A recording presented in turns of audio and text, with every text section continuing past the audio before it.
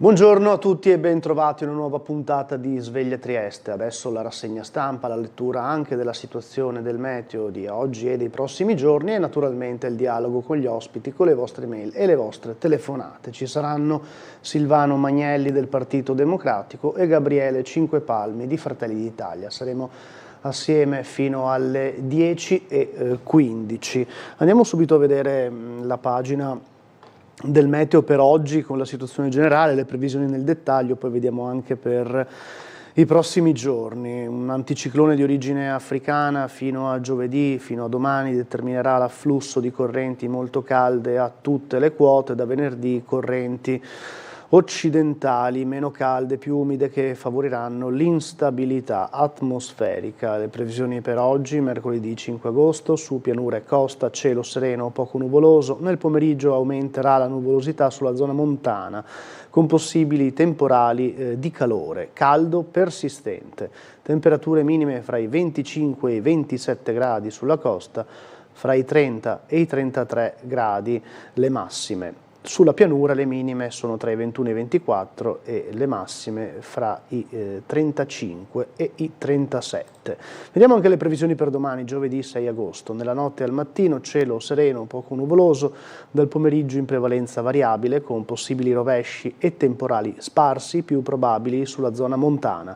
Verso sera potrà soffiare vento moderato da nord o nord-est. Farà estremamente caldo, dicono, con temperature di circa 10 gradi sopra la norma, e le minime infatti sulla costa rimangono molto alte, fino a 28 gradi, le massime fino a 35, poi sono di più i gradi percepiti. Sulla pianura le minime tra i 22 e i 25 e le massime fra i 36 e i 39. Vediamo anche il tempo per venerdì 7 agosto. Cielo in prevalenza variabile con possibili rovesci e temporali sparsi, soffierà vento moderato da nord o nord-est, temperature massime in calo, fino a 33 gradi sia in pianura che sulla costa. Rimangono comunque alte le minime, fino a 26 gradi sulla pianura, fino a 28 gradi sulla costa. Andiamo a vedere, già che ci siamo e già che c'è, anche la previsione per sabato, con un'attendibilità però ovviamente del 60%. Cielo poco nuvoloso su pianura e costa, variabile sulla zona montana, possibili rovesci e temporali sparsi, più probabili nel pomeriggio sulla zona montana.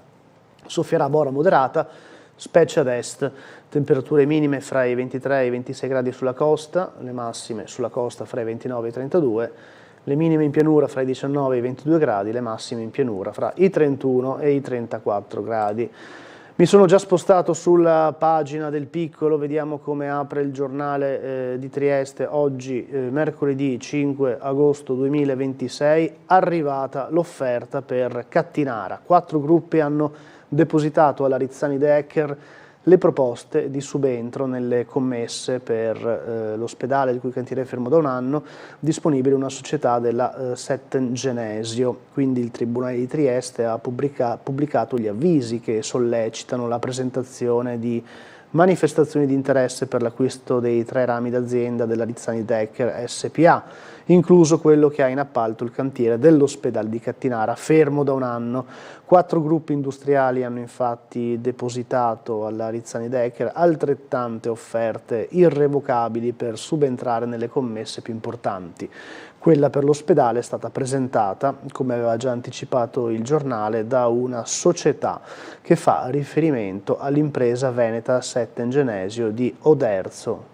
L'articolo di approfondimento a pagina 15 del quotidiano. Autostrada A4 passa il piano di Alto Adriatico per la terza corsia via libera. Il Comitato Interministeriale per la Programmazione Economica ha dato il via libera al piano economico finanziario da quasi 2 miliardi di autostrade Alto Adriatico, e tra i 358 milioni di euro destinati a opere negli scali portuali ci sono anche 12 milioni e 300 mila euro destinati al nuovo terminal ungherese delle Noghere. Se ne parla a pagina 16 del Piccolo. Droni per monitorare il rogo, torniamo a parlare dell'incendio sul Carso, individuati 14 punti attivi, è attesa la relazione in procura. 14 punti caldi che continuano a bruciare sotto la cenere, individuati grazie al sorvolo con i droni muniti di termocamera. L'incendio di probabile origine dolosa che sabato a Padriciano ha divorato 25 ettari di vegetazione è ancora attivo ma attualmente sotto controllo. Intanto sono in corso gli accertamenti sull'origine del vasto rogo. In procura è attesa una prima relazione, se ne parla a pagina 21 del Piccolo. Fincantieri è arrivata in porto a Monfalcone la prima grande gru Goliath da 110 metri. Eccola qua nell'immagine, la foto del trasporto via mare, l'arrivo ieri mattina nel porto di Monfalcone. Servirà per la costruzione di grandi navi e se ne parla a pagina 14 del giornale. L'acquario digitale, Parco del Mare, tempi più lunghi, via alle verifiche, l'approfondimento a pagina 19. Cold case, piano per restituire i nomi a 13 vittime senza un'identità. Ieri la presentazione in prefettura a Trieste, se ne parla a pagina 11 del giornale, poi vedremo anche i nostri servizi su questo e su altri temi. La stagione balneare, stabilimenti pieni, ma oltre ai locali ora ci sono i turisti e quindi leggeremo a pagina 22 e 23. Addio a Amati, guidò la Sissa verso la crescita, è morto nella notte fra lunedì e martedì Daniele Amati, fisico teorico di fama mondiale per 15 anni dall'86 al 2001, direttore della Scuola Internazionale Superiore di Studi Avanzati Sissa, avrebbe compiuto 95 anni l'11 di agosto. Era giunto a Trieste nel 1986 dopo una gita in barca decisiva. Fu Paolo Budinic, il fondatore della Sissa, a organizzarla alla fine dell'estate da Grado ai Casoni della Laguna, portando con sé Erio Tosatti, fisico della materia condensata e allora giovane docente della scuola, come testimone, come si dice tra la gente di mare, portafortuna scaramantico. L'esito di quella gita era scontato, ricordo oggi Tosatti, e Daniele divenne il miglior direttore che la Sissa avrebbe mai potuto avere. Non era un politico accademico né un burocrate paziente, se ne parla a pagina 13 del giornale. Vertice dell'Unione Europea sull'immigrazione, spazio Schengen mai stato a rischio, ma Ceuta teme altri arrivi di massa. Doveva durare un paio d'ore, è durata 3 ore e mezzo, più che un vertice di emergenza tra i ministri dell'interno dell'Unione Europea in videoconferenza è sembrata quasi una seduta di autocoscienza di un'Europa che forse con un po' di inconsapevolezza è apparsa cadere nella trappola dell'allarmismo politico, spaccandosi fragorosamente. Questo è quello che scrive il quotidiano a pagina 2 e a pagina 3. Fontana in campo, nuovo progetto con Fedriga e Zaia. Il governatore Attilio Fontana ha diffuso la bozza statutaria di un nuovo soggetto liberale e autonomista, informati fra gli altri Luca Zaia e Massimiliano Fedriga, e se ne parla a pagina 7 del Piccolo. Andiamo a vedere anche le pagine successive, approfondiamo subito l'argomento letto poco fa. L'Unione Europea con la Spagna, Schengen ha tenuto, la gestione dell'emergenza è stata ritenuta rapida ed efficace da Bruxelles. Il ministro grande Marlaska ha chiesto a Roma di riaprire subito i confini, ma si profila una nuova invasione tam tam social sul prossimo 15 agosto. Questa è la situazione che abbiamo letto poco fa. Lo spazio Schengen non è mai stato a rischio, Madrid contro Roma, ed è sulla base di quest'ultimo dato che Madrid ha chiesto a Roma di revocare al più presto i controlli aggiuntivi alla frontiera. Secondo diverse fonti europee la riunione alla quale hanno partecipato anche la Commissione, il Servizio di Azione Esterna e i paesi Schengen extra UE non è partita col piede giusto. Il ministro dell'Interno spagnolo Fernando Grande Marlaska ha sottolineato appunto le varie criticità. Per rafforzare i controlli l'Italia assumerà 500 nuovi agenti a partire da dicembre. Sui 72.000 irregolari entrati a Ceuta dall'inizio della crisi, 70.000 sono rientrati. Sempre il ministro dell'Interno spagnolo ha usato parole forti per denunciare la mancanza di solidarietà arrivata dall'Europa tutta. Piantedosi invece, il ministro dell'Interno italiano, ha espresso solidarietà al governo di Sanchez, ma ha rimarcato la linea dura sui migranti. Questa è la foto che ritrae i circa 2500 giunti dal Marocco, sono rimasti a Ceuta dormendo all'aperto e dipendono dall'assistenza umanitaria. Questa la foto dell'ANSA. La strage, barcone alla deriva, alle Baleari, 17 morti, mentre i ministri dell'interno dell'Unione Europea erano riuniti in videoconferenza per discutere della crisi migratoria esplosa a Ceuta. Il Mediterraneo e la Manica restituivano ancora una volta il volto più crudele delle rotte della speranza. 17 migranti sono morti dopo 15 giorni alla deriva su un barcone diretto alle Baleari. Altri 15 sono stati soccorsi poche ore dopo al largo di Ibiza e quasi in contemporanea 157 persone sono state tratte in salvo nella Manica dopo che l'imbarcazione sulla quale viaggiavano ha preso fuoco, costringendole quindi a gettarsi in mare. L'ultima strage di migranti nel Mare Nostrum emerge dal racconto dei 2 unici superstiti recuperati nella notte da una motovedetta del salvataggio marittimo a più di 12 miglia a sud-ovest di Maiorca. Secondo la delegazione del governo delle Baleari, il barcone era partito dalle coste del Nord Africa con 19 persone a bordo senza motore in balia per le onde per 2 settimane, si è trasformato in una trappola mortale. Uno dopo l'altro 17 migranti di origine magrebina sono morti di sete, fame e stenti.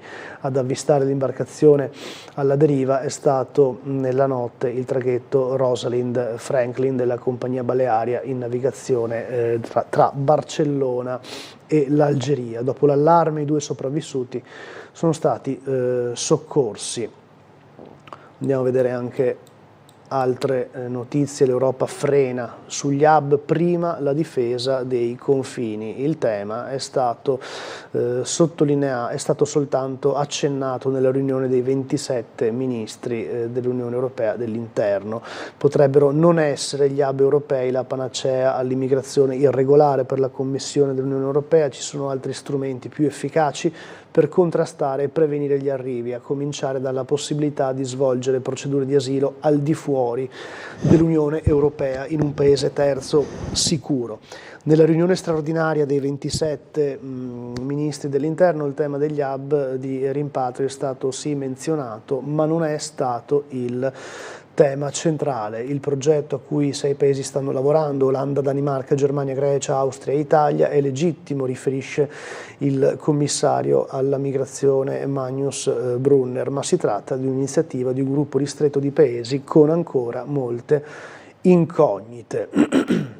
Spiragli per Hormuz, accordo possibile in poche ore. Si aprono gli spiragli per lo stretto di Hormuz, gli Stati Uniti e l'Iran potrebbero raggiungere il tanto atteso accordo già entro poche ore per la sua riapertura, insieme alle garanzie sulla libertà di transito alle navi commerciali petroliere incluse.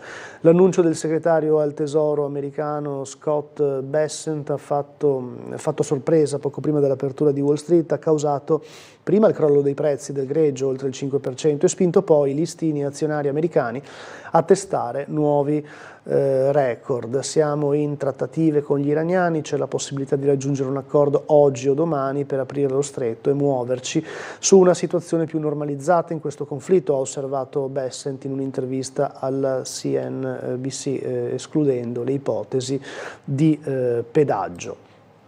Andiamo avanti sul giornale, vediamo anche il punto sul costo dei carburanti, sconto sul gasolio prorogato al 25 agosto, tagli ai ministeri, Meloni sui social, facciamo la nostra parte per contenere l'effetto dei rincari, la Premier ha annunciato anche l'imminente inserimento delle accise mobili, Giorgetti sui fondi ottenuti, tanti non contenti, ma ora vedremo gli effetti. questi prezzi del carburante esposti in un distributore a Roma. Il governo quindi proroga fino al 25 agosto il taglio di 17 centesimi al litro delle imposte sul gasolio, in vigore dal 28 luglio. Poi gli ulteriori interventi potrebbero arrivare con le risorse degli extra profitti e il meccanismo delle accise mobili. L'attuale sconto scade il 6 agosto. Il Consiglio dei Ministri ha deciso nel pomeriggio di ieri di allungarlo di 19 giorni per coprire almeno l'esodo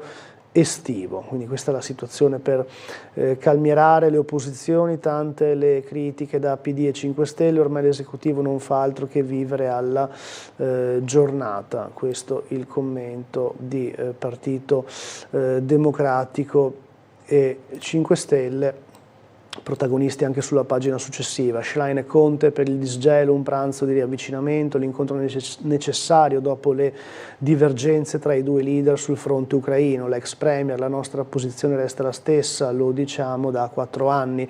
La linea Dem invece è questa: prima il programma e poi le primarie. Chi vince rappresenta tutti. Prove di avvicinamento quindi tra i due partiti su varie tematiche.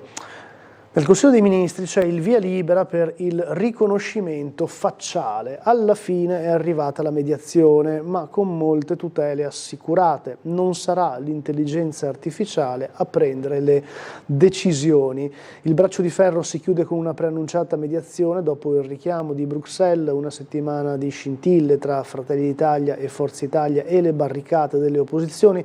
Il decreto che recepisce l'AI Act europeo taglia il traguardo finale del Consiglio dei Ministri, raggiungendo un nuovo equilibrio. L'impianto sul riconoscimento facciale resta inalterato, ma viene rafforzato da una rete di garanzie più fitta.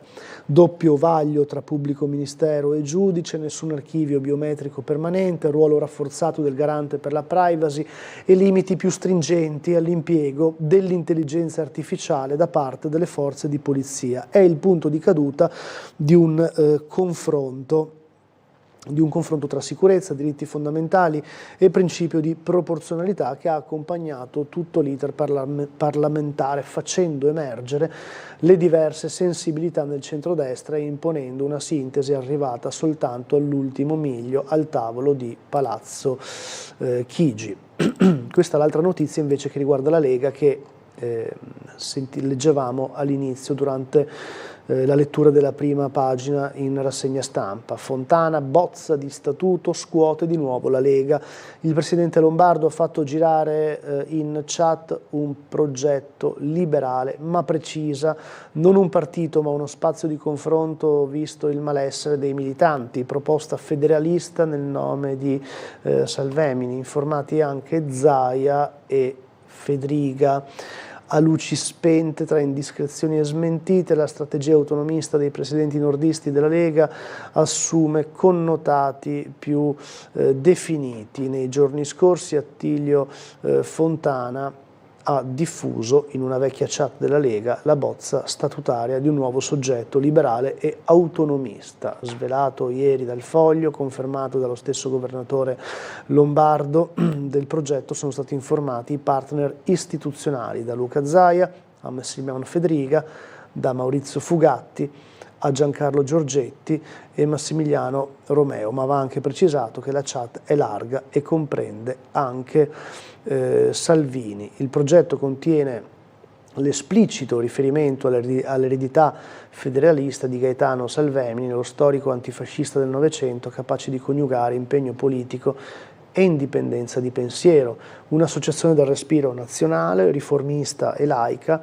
provvista di un segretario operativo e di una presidenza di garanzia. Fontana avrebbe spiegato di averla a sua volta ricevuta dalla base e sarebbe concepita come l'approdo capace di accogliere e dare voce a elettori, simpatizzanti, frange di società che sono in fuga dal carroccio, come emerso anche da dei sondaggi.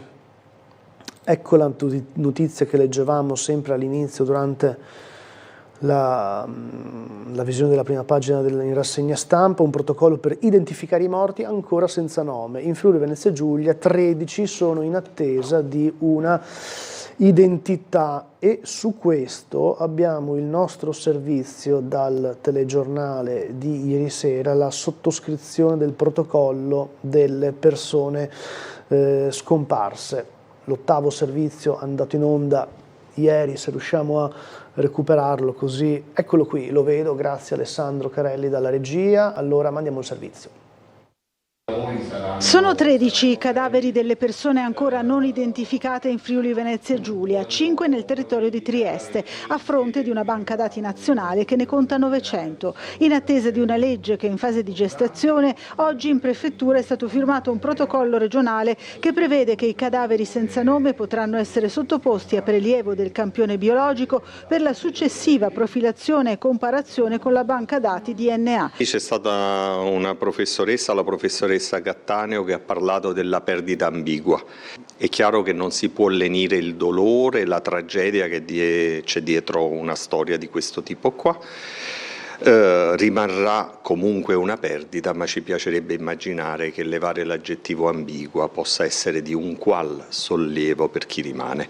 Il protocollo è teso in questa direzione, ha richiesto la partecipazione di più attori, gli strumenti della modernità rappresentano un booster, quindi lì dove non c'erano determinate risposte oggi possono essere trovate in forma certa. Il documento è stato firmato da parte delle prefetture, delle procure della Repubblica, della Regione, delle università di Trieste e Udine e del Comune di Trieste quale capofila unitamente all'ANCI. Un risultato importante che va riconosciuto sicuramente al prefetto Pedronzi, che ha raggiunto questo risultato mettendo insieme tutte le forze a partire dalla magistratura che consentiranno di superare questa, sicuramente come dicevamo prima, non lenire il dolore ma almeno avere una certezza di quello che è accaduto.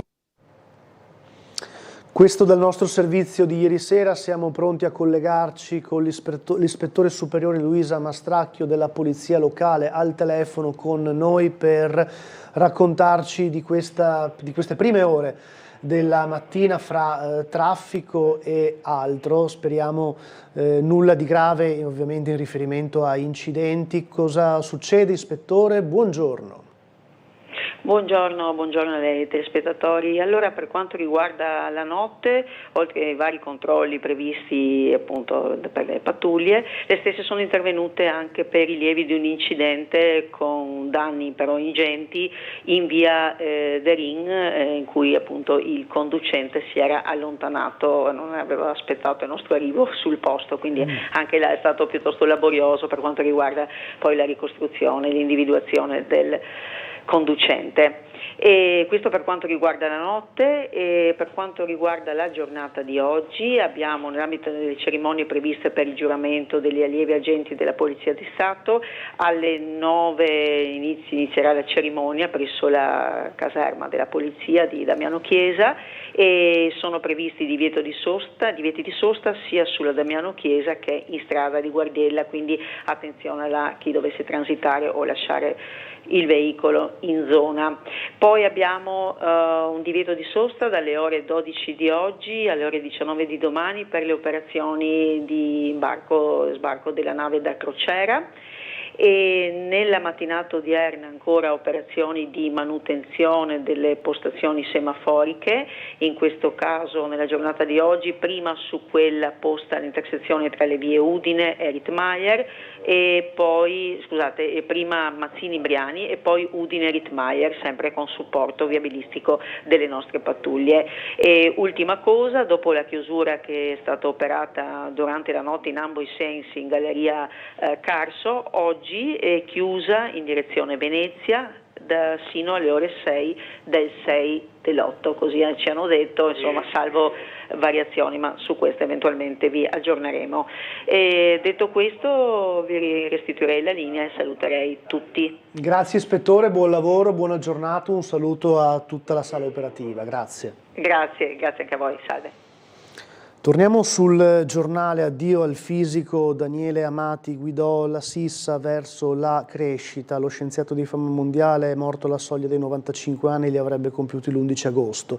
Dopo una trentennale permanenza al CERN di Ginevra, l'arrivo a Trieste, dove ha guidato la scuola internazionale dal 1986 al 2001. Un decisore pragmatico, non era un politico accademico né un burocrate paziente. Lo stile di Amati, racconta chi ha lavorato con lui, era quello di chi decide in fretta e vuole vedere i risultati subito. Discuteva le proposte singolarmente con ciascun responsabile di settore, che poi le portava davanti al consiglio della scuola già mature. Tosatti l'aveva battezzata con affetto la tecnica del pesce crudo, idee fatte votare, spesso fatte inghiottire, ma condite sempre da una generosità reciproca tra i vari gruppi di ricerca. Il reclutamento avvenne così. Il fondatore Paolo Budinic lo convinse con una gita in barca da Grado ai Casoni della Laguna. E invece qui a sinistra abbiamo la notizia che in realtà vi diamo tramite il nostro servizio Sport e Inclusione a scuola dalla Regione, 4 milioni e mezzo, il servizio con l'assessore Rosolén sugli interventi per la scuola, andato in onda nel nostro notiziario di ieri. Vediamo. Vale 4 milioni e mezzo di euro il nuovo pacchetto scuola della Regione, che nato da un intervento emergenziale post-Covid è pronto a trasformarsi dal prossimo anno in una misura strutturale a sostegno del sistema educativo del territorio. Siamo al 6° anno, quest'anno sono 4 milioni e mezzo di risorse che ormai sono diventate un intervento che la Regione fa in maniera sostanziale per la garanzia di poter inserire ulteriori ore di personale ATA, personale di sostegno ai bambini e ai ragazzi con disabilità. Un dato importante sono i bisogni educativi speciali e DSA, sono tutte ore uomo che mettiamo a disposizione di una scuola che ovviamente, come abbiamo detto, sta soffrendo i limiti demografici, ma sta vedendo un grande investimento da parte della Regione Friuli Venezia Giulia. Frutto della sinergia tra Regione e Ufficio Scolastico Regionale, il pacchetto per il prossimo anno conta su uno stanziamento superiore di 1,5 milioni rispetto ai primi 3 anni di sperimentazione. I fondi serviranno a incrementare la dotazione oraria del personale docente e ATA con 2 milioni di euro, a offrire maggiore supporto didattico per gli studenti con disabilità e bisogni speciali, 1.650.000 euro su questo capitolo, e a rafforzare in generale l'offerta formativa. La novità assoluta è il finanziamento per le 3 scuole bilingui italiano-tedesco che apriamo su tutta la fascia montana, oltre alla sperimentazione già in atto, ma soprattutto è la dimostrazione della collaborazione con il Ministero che ci garantisce che con risorse regionali noi garantiamo anzianità di servizio al personale che lavora in Regione Friuli Venezia Giulia. La prima gru Goliata Monfalcone, cambiamento che segna un'epoca. Eccola qua, arrivata via mare. Il tragitto via Adriatico della nuova struttura è filato liscio ed è durato 14 ore. L'appello dell'RSU a Fincantieri: ora abbiamo bisogno di forza operaia. Da settembre si punterà a realizzare navi che supereranno le 220.000 tonnellate. Quindi la città si è svegliata ieri mattina con lo spettacolo insolito, anche per un porto abituato da decenni a giganti del mare: l'ingresso della prima delle 2 nuove gru Goliat destinate allo stabilimento Fincantieri di Panzano. La struttura, alta quanto un palazzo di oltre 20 piani, sì, in effetti è bella alta quanto un palazzo di oltre 20 piani, e quindi arrivata da Chioggia. Le condizioni meteo si sono presentate ideali, mare piatto come l'olio, permettendo di completare la traversata senza rallentamenti o rinvii. I prossimi passi quali saranno? Ora il macchinario dovrà essere trasferito gradualmente dal mare alla terraferma con l'ausilio di carrelli speciali fino a raggiungere le nuove vie di corsa allestite nel cantiere. Allora, prima di andare in pubblicità andiamo a vedere invece la notizia che leggevamo in apertura. Ecco l'offerta per far ripartire i lavori dall'ospedale di Cattinara. Il Tribunale ha pubblicato gli avvisi per raccogliere eventuali manifestazioni di interesse per l'acquisto dei rami d'azienda della Rizzani Decker SPA. Il gruppo entro domani dovrà quindi presentare le integrazioni al piano concordato. Queste le foto che raccontano alcuni dettagli del cantiere. Riccardi, fiducioso, auspico una ripresa dei lavori entro la fine dell'anno. Le proposte per gli altri appalti del gruppo friulano, la Rizzani Decker, è pervenuta anche una offerta per i cantieri sulle reti ferroviarie e su quelle stradali, quindi oltre a quella per l'acquisto del ramo d'azienda che ha in appalto i lavori dell'ospedale di Cattinara allegate alla proposta di concordato presentata dalla Rizzani Decker, ci sono altre 3 offerte.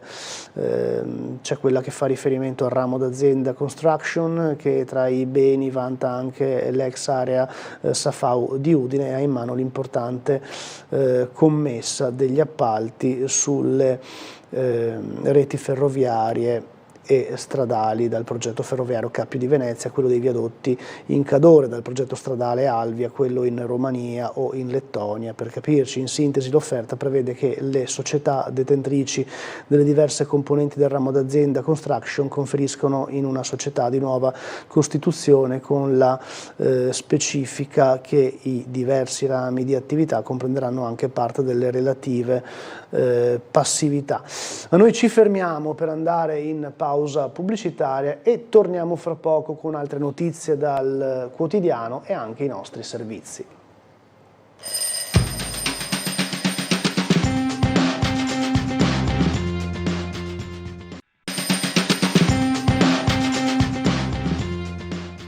Nei giorni scorsi, durante una puntata speciale di Ring, il senatore Giulio Camber aveva iniziato un ragionamento attorno al quale la politica triestina dovrà confrontarsi nei prossimi mesi, preparandosi per la corsa a sindaco. Per essa Camber propone al centrodestra per intanto 2 nomi, indicati non fra esponenti politici, bensì fra giornalisti: Edoardo Petiziol, capogabinetto del presidente della regione Massimiliano Fedriga, e Fausto Biloslavo. Le segreterie provinciali dei partiti di maggioranza ora cominciano a loro volta a ragionare sulla mossa camberiana che di fatto, perlomeno da quella parte, apre i giochi in vista delle elezioni del prossimo aprile. Fratelli d'Italia parla pochissimo del futuro delle future elezioni, sia di candidati sindaci che di future alleanze. Siamo molto prudenti, ma soprattutto per non dare fastidio al lavoro che il sindaco di piazza e la maggioranza di centrodestra continua a fare centimetro dopo centimetro, anche con lotte molto difficili. Credo che tutti questi discorsi sulle future elezioni non facciano bene alla maggioranza di centrodestra. L'altra mossa di Giulio Camber riguarda l'alleanza con Futuro Nazionale. Mai dire mai, ha sintetizzato l'esponente di Forza Italia, guardando ai numeri che Roberto Vannacci potrebbe raggiungere. Giacomelli su questo sembra altrettanto possibilista, pur se in maniera più sfumata. Registro anche che ci sono molte diversità di posizione, anche in Vannacci ci sono persone molto diverse, alcune le conosco da anni, ci ho sempre lavorato bene, altre per dire vengono dal TLT, quindi bisogna capire anche chi prende in mano veramente questo movimento e poi stare sul programma, perché noi qua siamo a lottare centimetro dopo centimetro contro tutto e non è che con i post su Facebook risolviamo le cose, quindi come dire, vedremo chi avrà in mano il movimento. In coda, il coordinatore cittadino di Fratelli d'Italia aggiunge un ultimo dato, indicando se non altro contro chi, da qui a 9 mesi, i meloniani lavoreranno. Non lasciare questa città alla sinistra centro, perché oggi abbiamo una sinistra centro, non dobbiamo lasciarla a Linea d'Ombra e ai suoi amici, non dobbiamo lasciarla a Schiavone, non lo dobbiamo lasciare ad adesso Trieste che applaude chi va a cercare la rissa in viale, non dobbiamo lasciarla nemmeno a un PD che, mi spiace dirlo, ad esempio diceva che è un progetto esemplare di educazione portare i bambini in Piazza Libertà bendati per scappare dalla polizia. Ecco, è un sinistra-centro, io non oso immaginare cosa farebbe a questa città, questa è la mia priorità. Torniamo in diretta, torniamo sul giornale, sia il piano per completare la terza corsia dell'A4.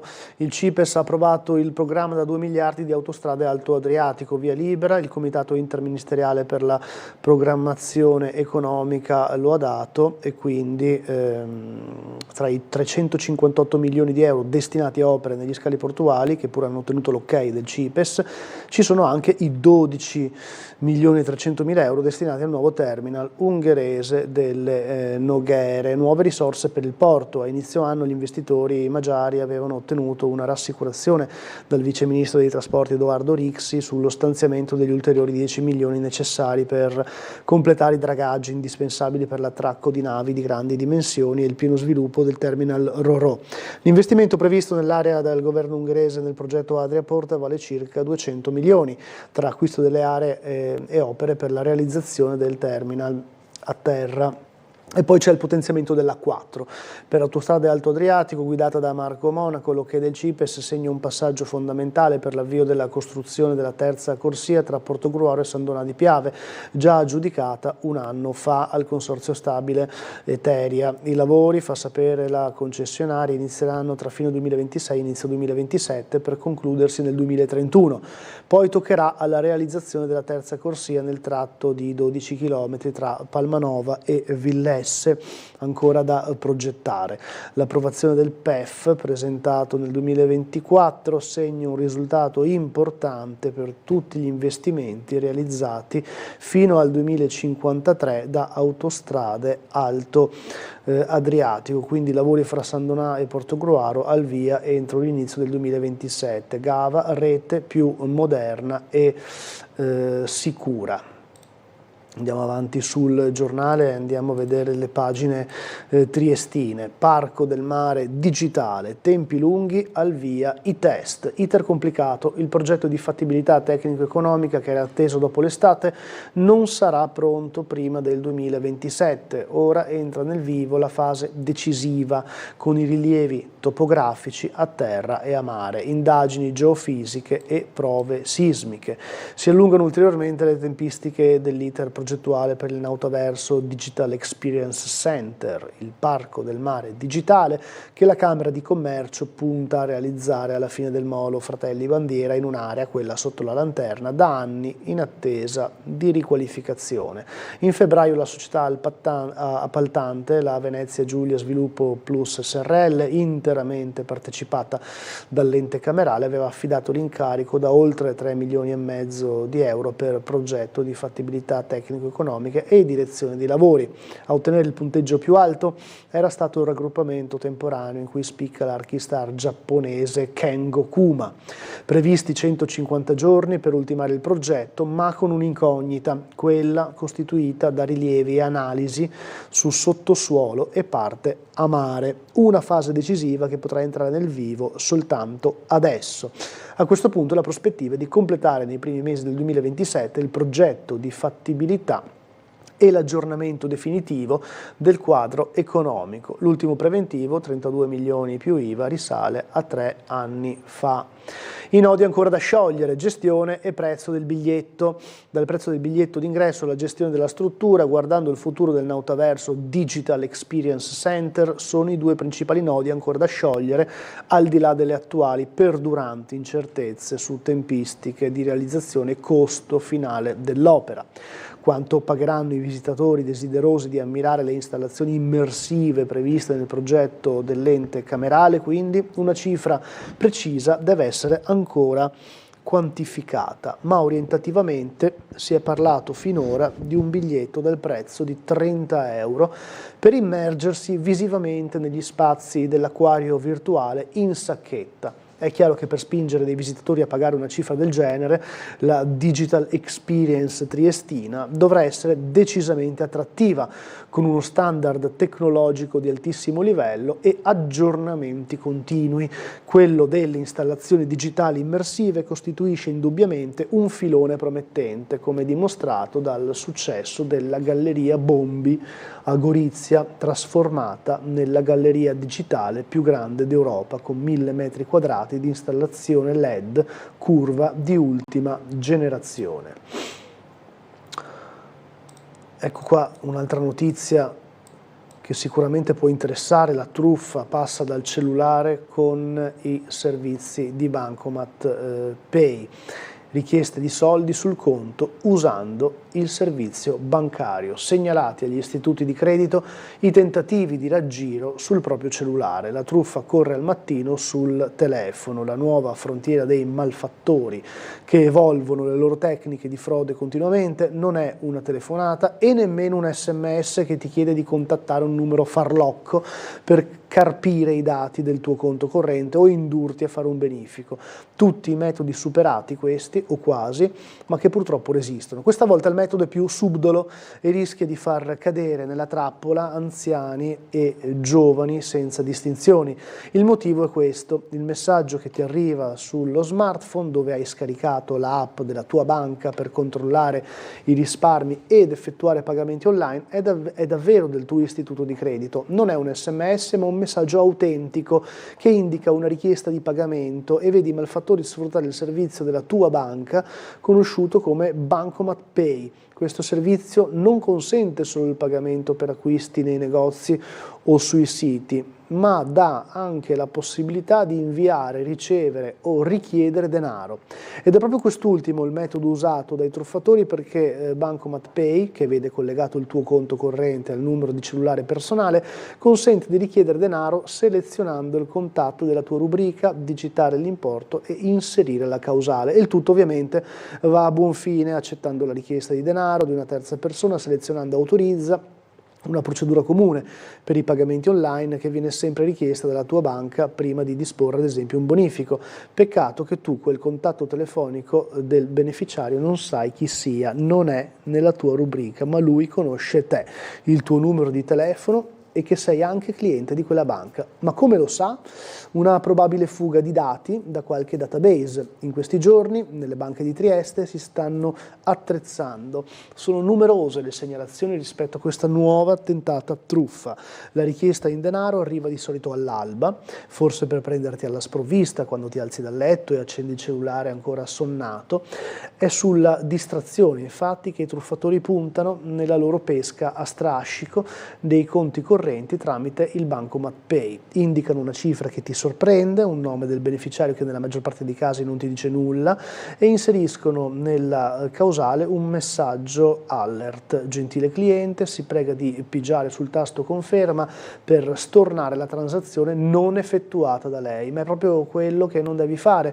L'intento è di indurti in errore, accettare la transazione che la tua banca ti chiede se vuoi autorizzare o non autorizzare. In quel falso messaggio, a dire il vero un po' pacchiano, la stessa rete di truffatori cade nell'errore di inserire il termine pigiare, che difficilmente un istituto di credito utilizzerà. Il termine consueto infatti è semmai seleziona.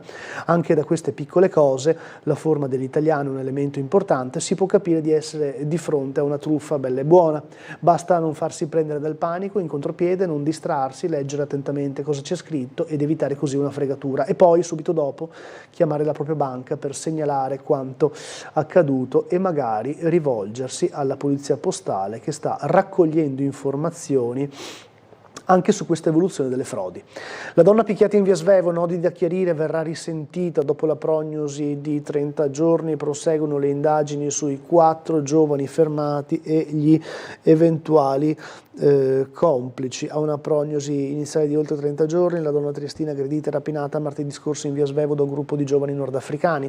La 39enne verrà risentita dagli inquirenti non appena le sue condizioni di salute lo permetteranno. La sua sarà una testimonianza cruciale per ricostruire le violenze avvenute all'interno dell'ex aiutificio triestino di via Svevo, dove lei si era recata per procurarsi della droga. Dei 4 giovani identificati, 2 risultano denunciati per lesioni aggravate, sono tutti a piede libero e 2 di loro, stando quanto trapela, si sarebbero già dileguati. La posizione giuridica del gruppo, così come l'eventuale coinvolgimento di altre persone, è ancora in fase di definizione. I 4 identificati, una volta raggiunti dai carabinieri, avevano iniziato ad accusarsi a vicenda. Guida in stato di ebbrezza, ritirate 5 patenti. Noti di controlli a Trieste per garantire la sicurezza dei luoghi della movida. La questura ha predisposto un servizio straordinario che ha concentrato nello scorso fine settimana le verifiche in Piazza Venezia, nelle vie limitrofe e nelle zone a maggiore densità di locali e giovani. In totale sono state identificate 73 persone, tra cui 29 cittadini stranieri, senza che si siano registrati episodi di violenza o disordini. Ma sul fronte della circolazione invece la Polizia Stradale ha impiegato 2 pattuglie in città per sottoporre i conducenti all'alcol test e su 109 automobilisti controllati di ogni età sono state contestate 4 violazioni per guida in stato di ebbrezza con un taglio complessivo di 40 punti della patente. Una terza pattuglia impegnata nei controlli lungo il tratto autostradale ha contestato un'altra infrazione togliendo 10 punti. In totale quindi sono state ritirate 5 patenti e i controlli proseguono e si sommano anche al telelaser, come vedete dalla foto, della polizia locale. Droni per monitorare il rogo, attesa la relazione in procura, individuati 14 punti caldi ancora attivi, continuano i lanci d'acqua con l'elicottero, ma noi andiamo a vedere invece il nostro servizio andato in onda nel telegiornale di ieri. Sono proseguite per tutta la giornata le operazioni di bonifica dell'area incendiata fra Groppada e Padriciano, un super lavoro di pompieri, corpo forestale e volontari della protezione civile impegnati nell'emergenza dal primo pomeriggio di sabato, quando è scoppiato il rogo che ha divorato 25 ettari di bosco carsico corrispondenti a 35 campi di calcio regolamentari. A sorvolare la zona con continui getti d'acqua anche l'elicottero regionale. Nella notte i dronisti hanno monitorato l'area bruciata dalle fiamme, evidenziando la presenza di alcuni punti ancora caldi, che hanno reso necessaria un'azione di bonifica costante.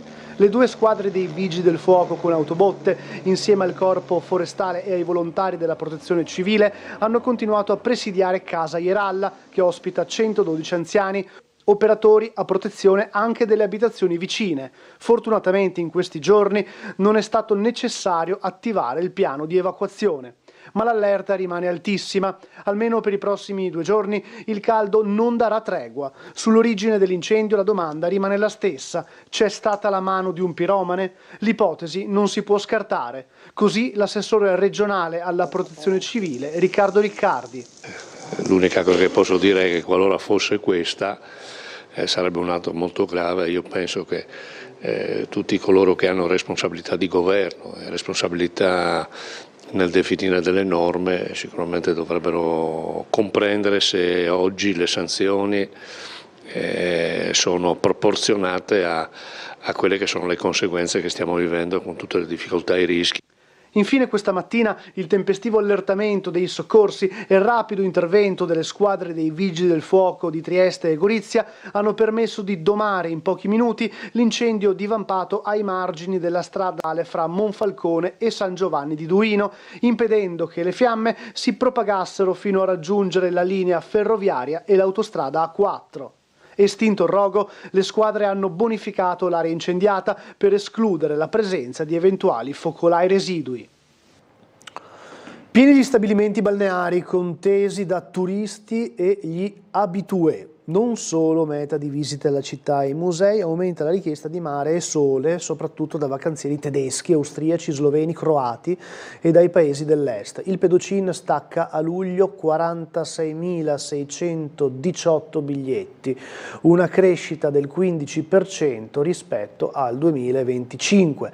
Il bilancio di metà stagione per gli stabilimenti balneari di Trieste è quindi più che positivo, merito naturalmente di un quadro meteo stabile, del caldo che perdura da tempo, ma anche da un'affluenza di turisti che quest'anno viene registrato un po' ovunque, in aumento nelle varie strutture presenti lungo la costa, dall'Ausonia, più vicino al centro, fino a Grignano e alle Ginestre. Sono tanti a scegliere le aree attrezzate del litorale. Al primo posto, dopo i triestini, restano austriaci e tedeschi, molti vacanzieri dell'est, ma parecchi anche gli sloveni e i croati. C'è chi trascorre qualche giorno a Trieste per visitare la città e abbina una tappa al mare, c'è chi arriva al mattino e si dedica alla tintarella e ai tuffi alla sera, per concludere magari la giornata nei locali del centro. Quindi questa è la situazione tratteggiata dal giornale. Come detto, oltre alla lanterna che è di proprietà comunale, i due Grignano, Lausonia, Le Ginestre e Sticco. La conferma delle presenze record arriva dai gestori soddisfatti, molti croceristi. L'assenza di pioggia ha favorito il flusso, ma la troppa affa rischia di rovinare il trend positivo. Il meteo spinge i numeri: caldo fino a Ferragosto, temperature elevate potrebbero superare quelle del 2003. L'estate 2026 si candida a essere una delle più calde mai registrate, potrebbe superare quella del 2003, ricordata come una stagione dalle temperature record per Trieste e il Friuli Venezia Giulia. Intanto il meteo regalerà ancora giornate di sole, solo con qualche piccola pausa attesa a breve. Dalle previsioni attuali degli esperti, Ferragosto sarà contraddistinto ancora dal bel tempo, poi l'aria sarà più fresca e i valori elevati stanno mettendo a dura prova gli animali del Golfo, con conseguenze negative per l'ambiente marino. Sono 28 i gradi del mare, decisamente superiori alla media della stagione, ma anche le temperature dell'aria restano elevate, tra i 32 e i 33. La prossima settimana, anche se il caldo sarà meno intenso, dopo Ferragosto non dovrebbero esserci altri picchi come quelli registrati a fine giugno e fine luglio, ma solo la prossima settimana le previsioni potranno essere effettivamente più precise.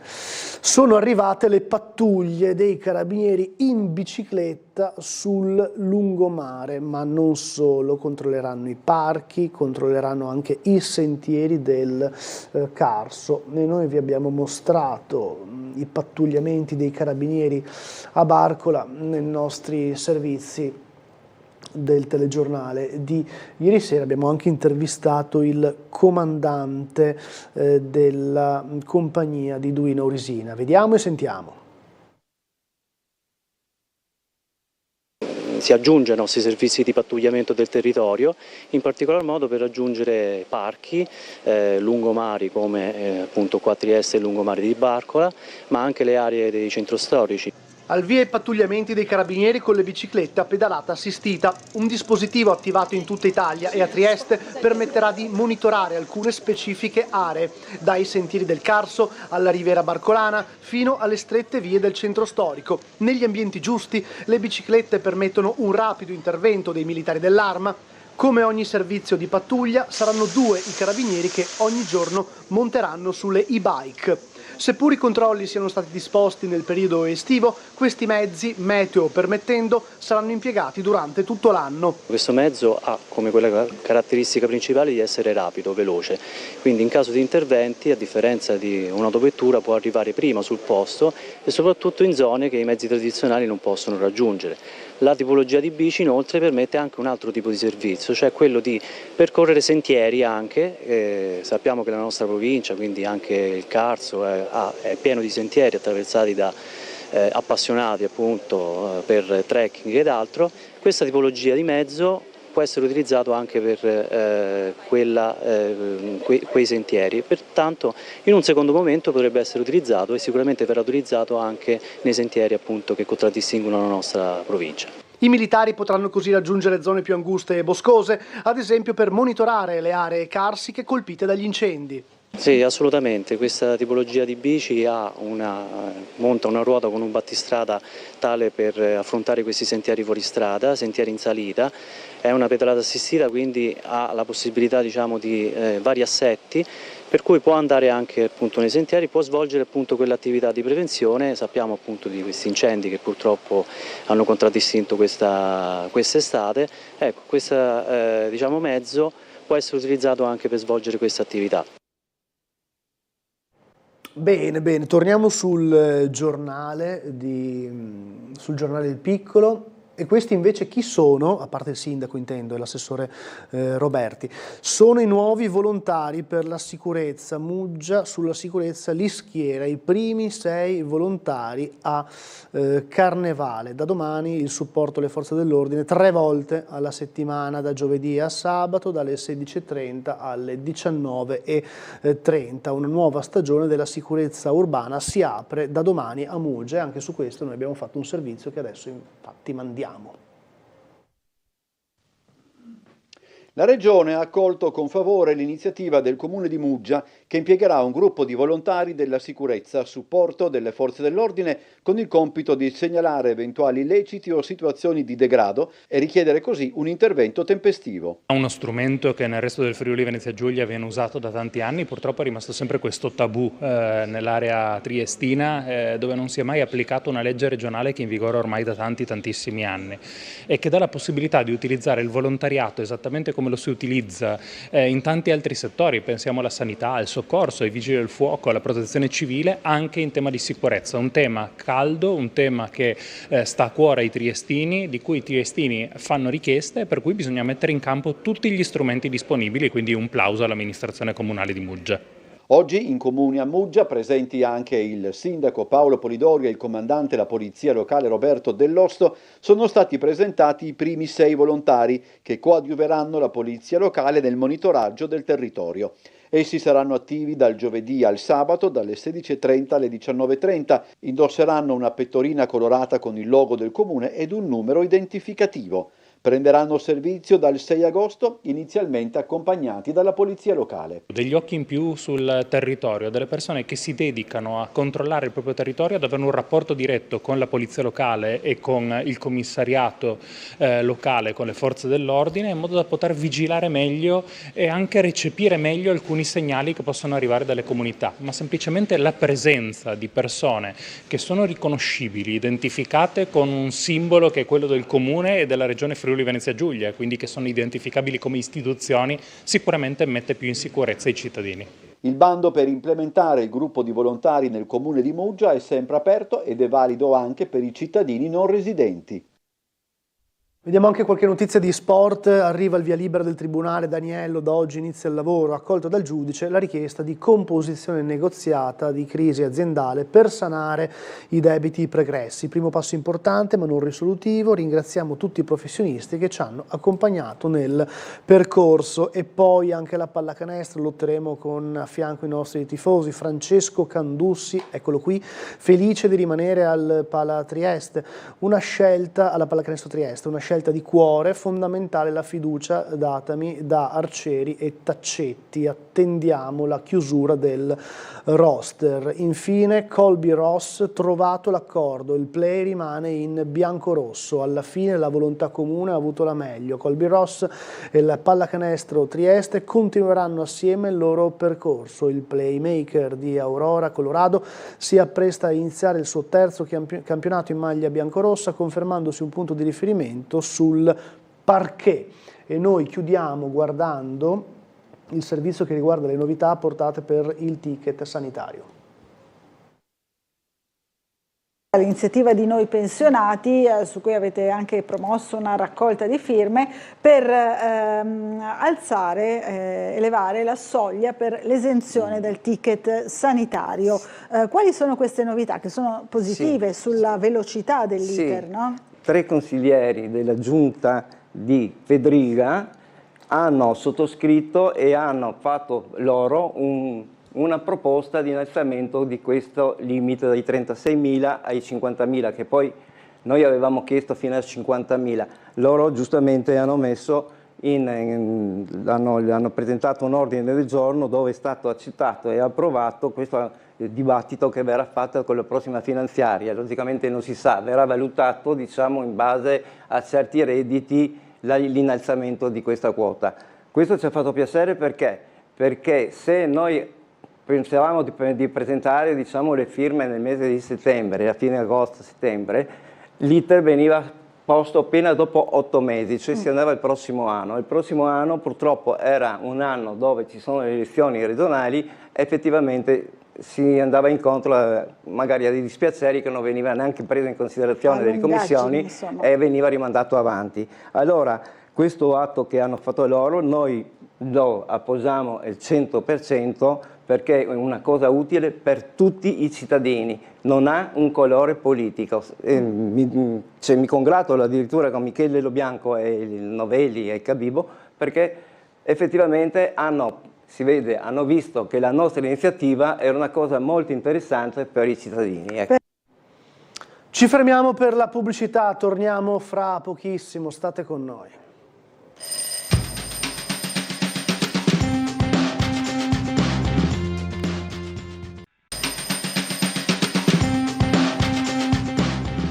Bentrovati di nuovo in diretta. Abbiamo annunciato gli ospiti stamattina: Silvano Magnelli, Partito Democratico, Presidente del Partito Democratico di Trieste. Ben ritrovato. Buongiorno, grazie dell'invito.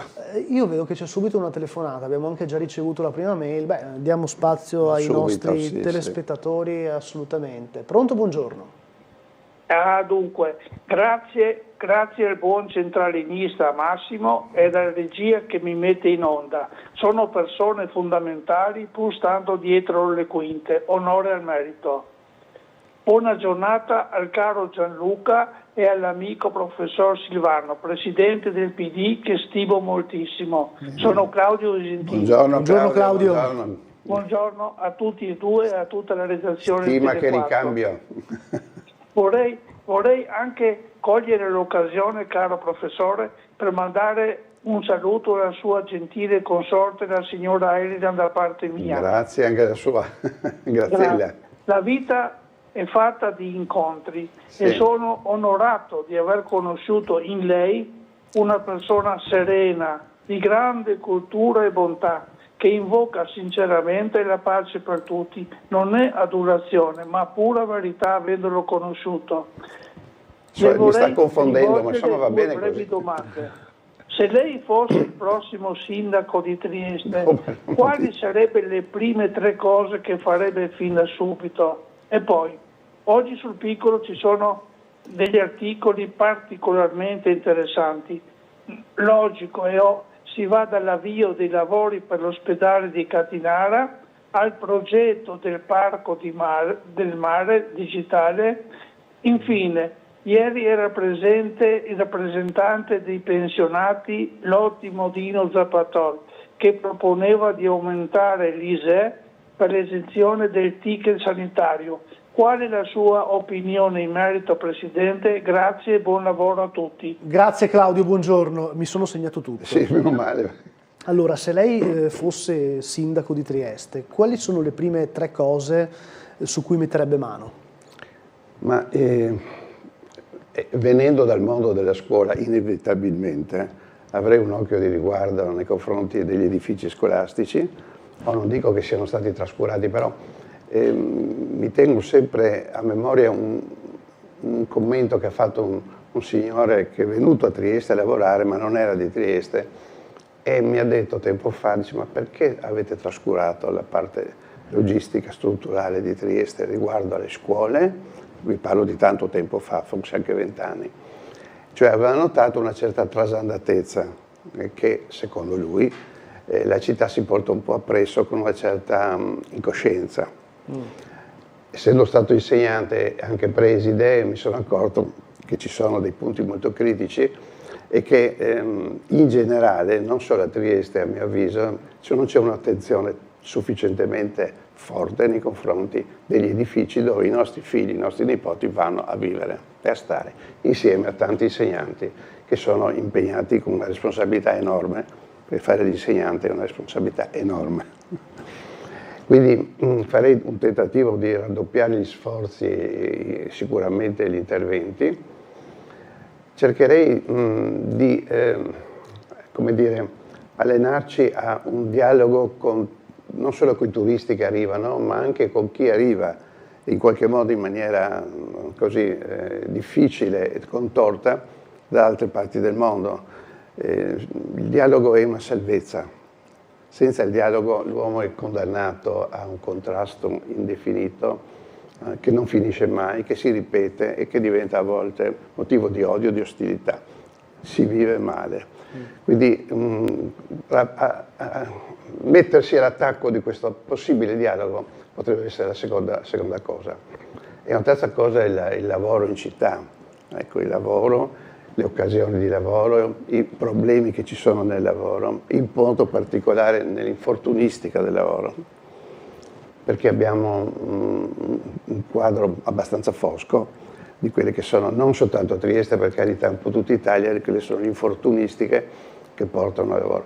Dopodiché ci sarebbero anche tante altre cose, perché abbiamo una città con dei teatri, abbiamo una città con delle opere, insomma ci sono molte cose da fare. Non è facile essere sindaco. Io ho fatto per un anno solo il vice sindaco e, come ho messo in premessa oggi, mi sono dedicato molto ai presidi e ai direttori scolastici per creare con loro un rapporto di familiarità e un accordo anche di aiuto ai giovani, da cui è scaturito poi il progetto di aggregazione giovanile detto PAG, con tutte le associazioni laiche o cattoliche che fossero, a vantaggio dei giovani. Un progetto che per fortuna è rimasto in piedi, ben oltre il mio servizio, e che sta continuando a dare occasioni alla città, in modo particolare nel ricreatorio Totti, su vicino alla cattedrale. Quindi direi che la scuola e i giovani e i lavoratori,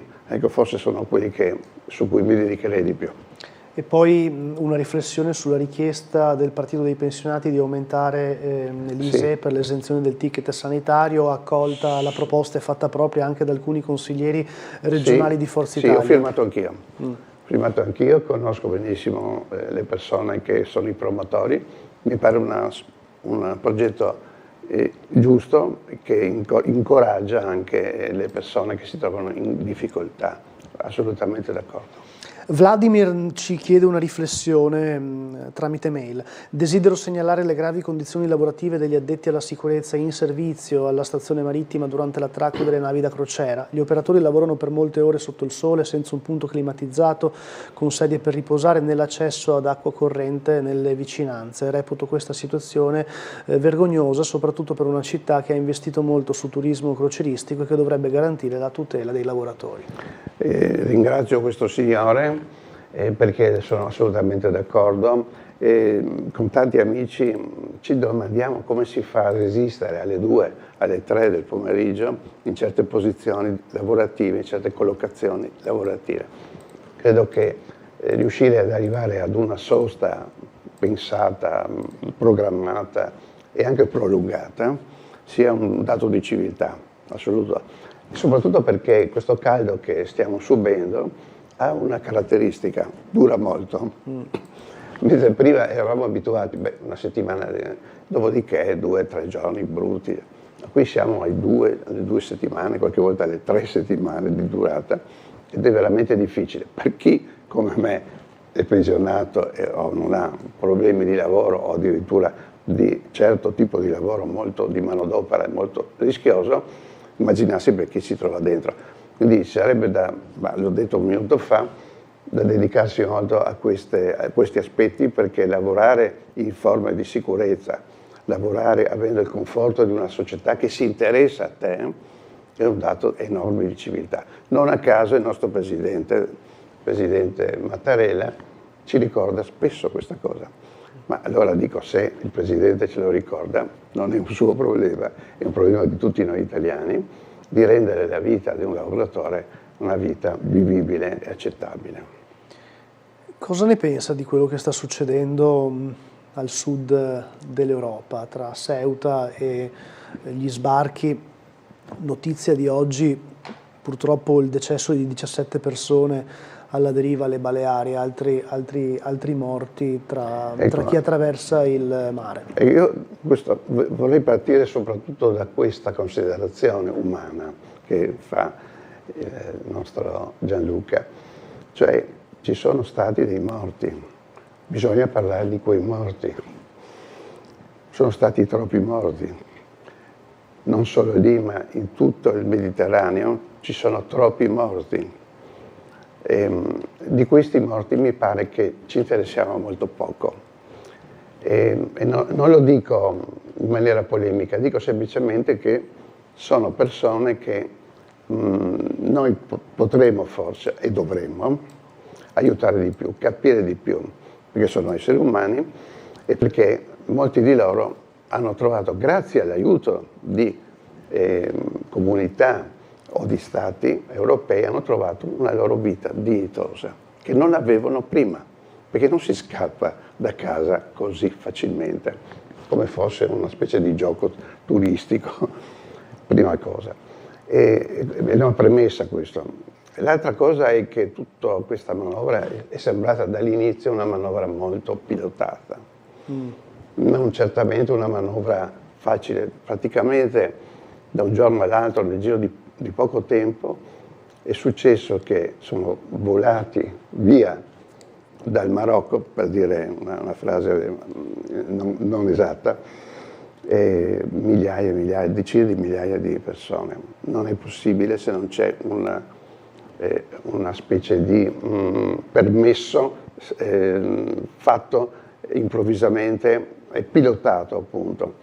Ma si sono visti del resto, i camion erano pieni, la polizia ha lasciato andare. È successo quello che è successo. Cioè, poi c'è anche questa situazione che si è determinata fra la Spagna e l'Italia, no? Questo è ancora più spiacevole a mio avviso.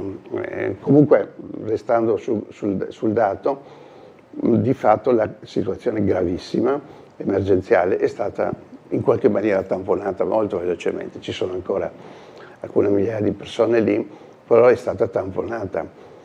Purtroppo non è stato sufficiente a salvare quanti erano 100 persone, dicono, non lo so esattamente, che sono morte e su cui il nostro pensiero deve sempre soffermarsi, perché sono vite umane e la vita umana è una cosa preziosissima. E d'altra parte bisogna anche dire che il presentarsi di queste persone non ha però minimamente toccato gli accordi di Schengen, perché non è compresa quella località in Schengen, che si trova in Africa, e non ha quindi minimamente toccato, insidiato gli accordi di Schengen. Va detto che questa polemica tra Italia e Spagna, secondo me, è veramente debordante, inutile, non serve a niente, non porta a niente, se non a un irrigidimento nazionalistico degli uni contro gli altri. Ci sono due modi di rispondere al complessissimo problema della migrazione, un problema difficilissimo, nessuno ha la chiave di lettura, nessuno ha le possibilità di trovare delle soluzioni facili, ma una è l'Europa unita, cercare di arrivare insieme a delle certezze, a delle soluzioni, difficilissimo ma necessario. L'altra è ognuno in ordine sparso e fare quello che in ciascuno Stato si pensa di poter fare. Questo secondo me sarebbe dissolutorio dell'Unione Europea. Mi scuso con Claudio Visentini perché mi sono dimenticato di ricordare un'ulteriore riflessione che lui ci aveva proposto, e tra l'altro raggiungo anche la pagina del giornale a breve perché ne abbiamo parlato anche in rassegna stampa questa mattina. Il Nautaverso, il parco del mare, il parco digitale che dovrebbe nascere a Trieste, ci chiedeva una riflessione su questo. Allora, al di là dei tempi che sono molto lunghi, sì, questo ho capito che sono molto lunghi. Chissà quando, chissà come, chissà perché.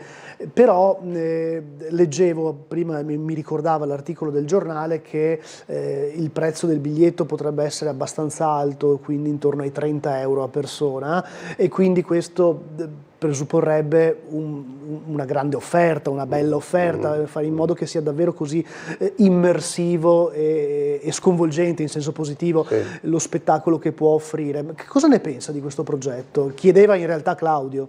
No, ma fa parte di una nuova possibile attrattiva delle città e può portare sicuramente, perché vede, si parla molto di turismo, no? E va bene, però bisogna creare anche dei centri di interesse culturale, di studio, di investimento sociale, di investimento artistico, cioè creare dei punti di grande attrattiva. Questo potrebbe essere un ulteriore aiuto alla città, anche se mi pare di aver capito che i tempi sono estremamente lunghi, comunque sono assolutamente d'accordo. Un iter sicuramente complicato, sì, vedremo quando entrerà nel vivo. C'è una telefonata, sentiamo allora chi è con noi. Pronto? Buongiorno. Pronto, buongiorno. Io chiamo per chiedere una cosa, no? Allora, giustamente si incentiva le persone a prendere l'autobus per andare in centro, lo trovo giusto, per l'amor del cielo, perché già c'è abbastanza smog, no? Però chiedo una cosa, no? Allora, la fermata praticamente della 10, quella di fronte al McDonald's per tornare verso Valmaura, verso San Giacomo, no? Io ero l'altro ieri con queste temperature, senza nessuna copertura, senza niente, giuro mi stava prendendo male. Sono dovuta scendere e andare all'angolo dove c'è la farmacia per trovare un po' di refrigerio di ombra.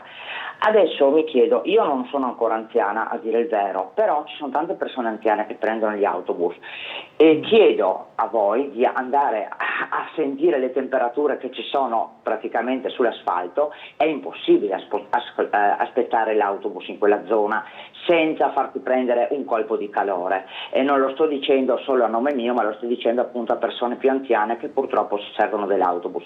Non è possibile fare una copertura, qualcosa, perché mi creda, veramente non si può stare, cioè penso che sia giusto, perché sennò altrimenti qualcuno prima o dopo là ci lascia le penne. La ringrazio, buongiorno. Grazie a lei, buongiorno, prego.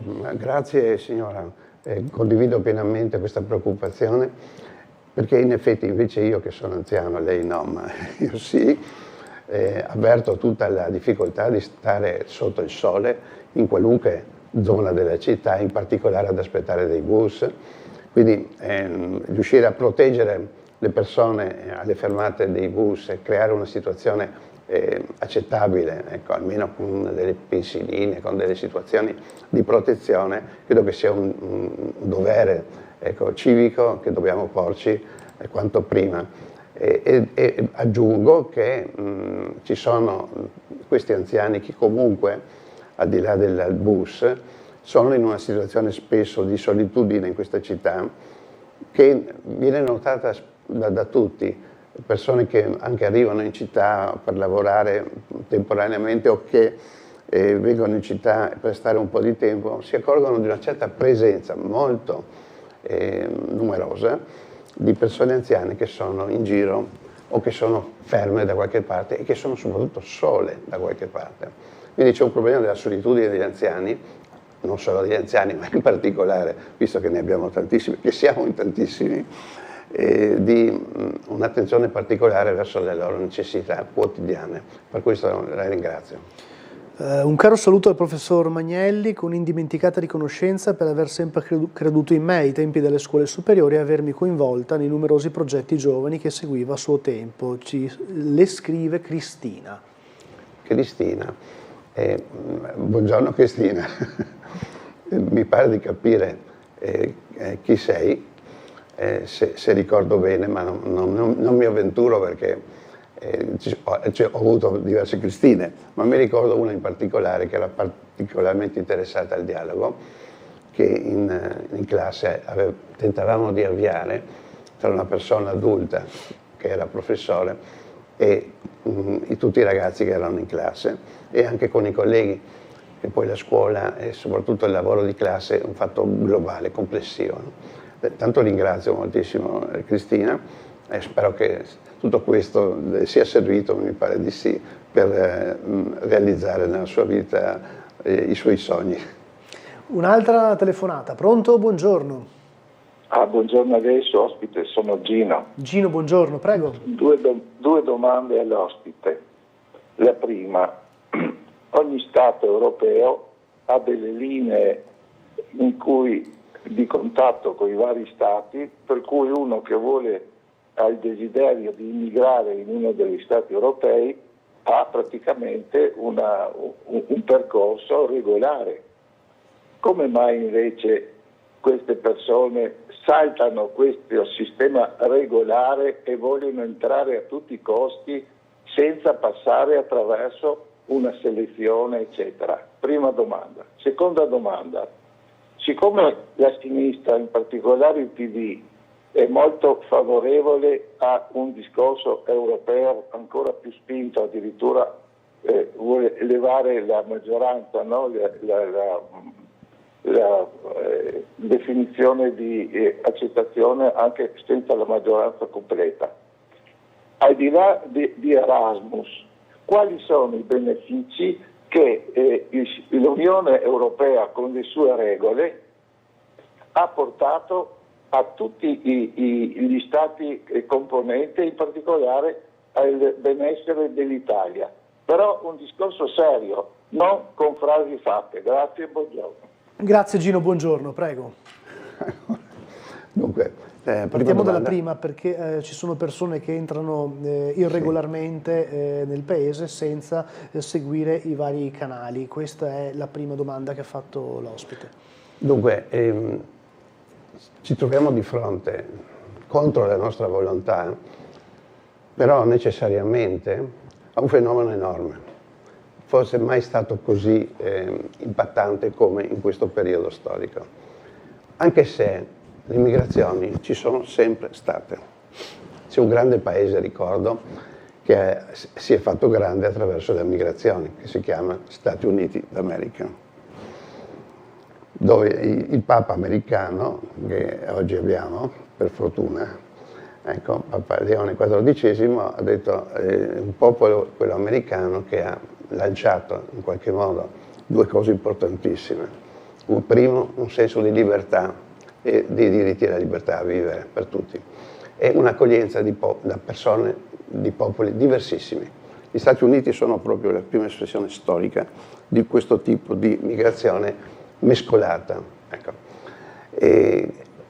L'Europa, ovviamente, per la sua posizione geografica e politica, è un approccio fondamentale per i paesi africani e del Medio Oriente in particolare. Ora, regolare questo flusso è difficilissimo. Io in questo senso assolvo, cerco di capire le enormi difficoltà di tutti i governi, di qualsiasi tipo di governo. Però teniamo presente una cosa: le migrazioni ci sono sempre state, il disagio che c'è nei territori da cui provengono queste persone sono enormi.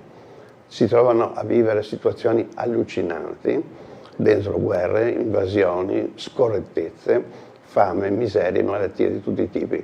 Quindi c'è un bisogno di uscire da una situazione molto triste e molto violenta per trovare un po' di pace, un po' di armonia. Credo che tutto questo vada molto bene esaminato.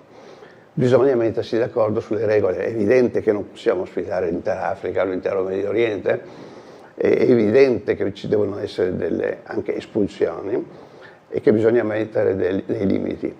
Il discorso è: cerchiamo di mettere dei limiti come europei, non ognuno per conto suo, perché si creano delle discrasie e che purtroppo non risolvono nulla e complicano la situazione.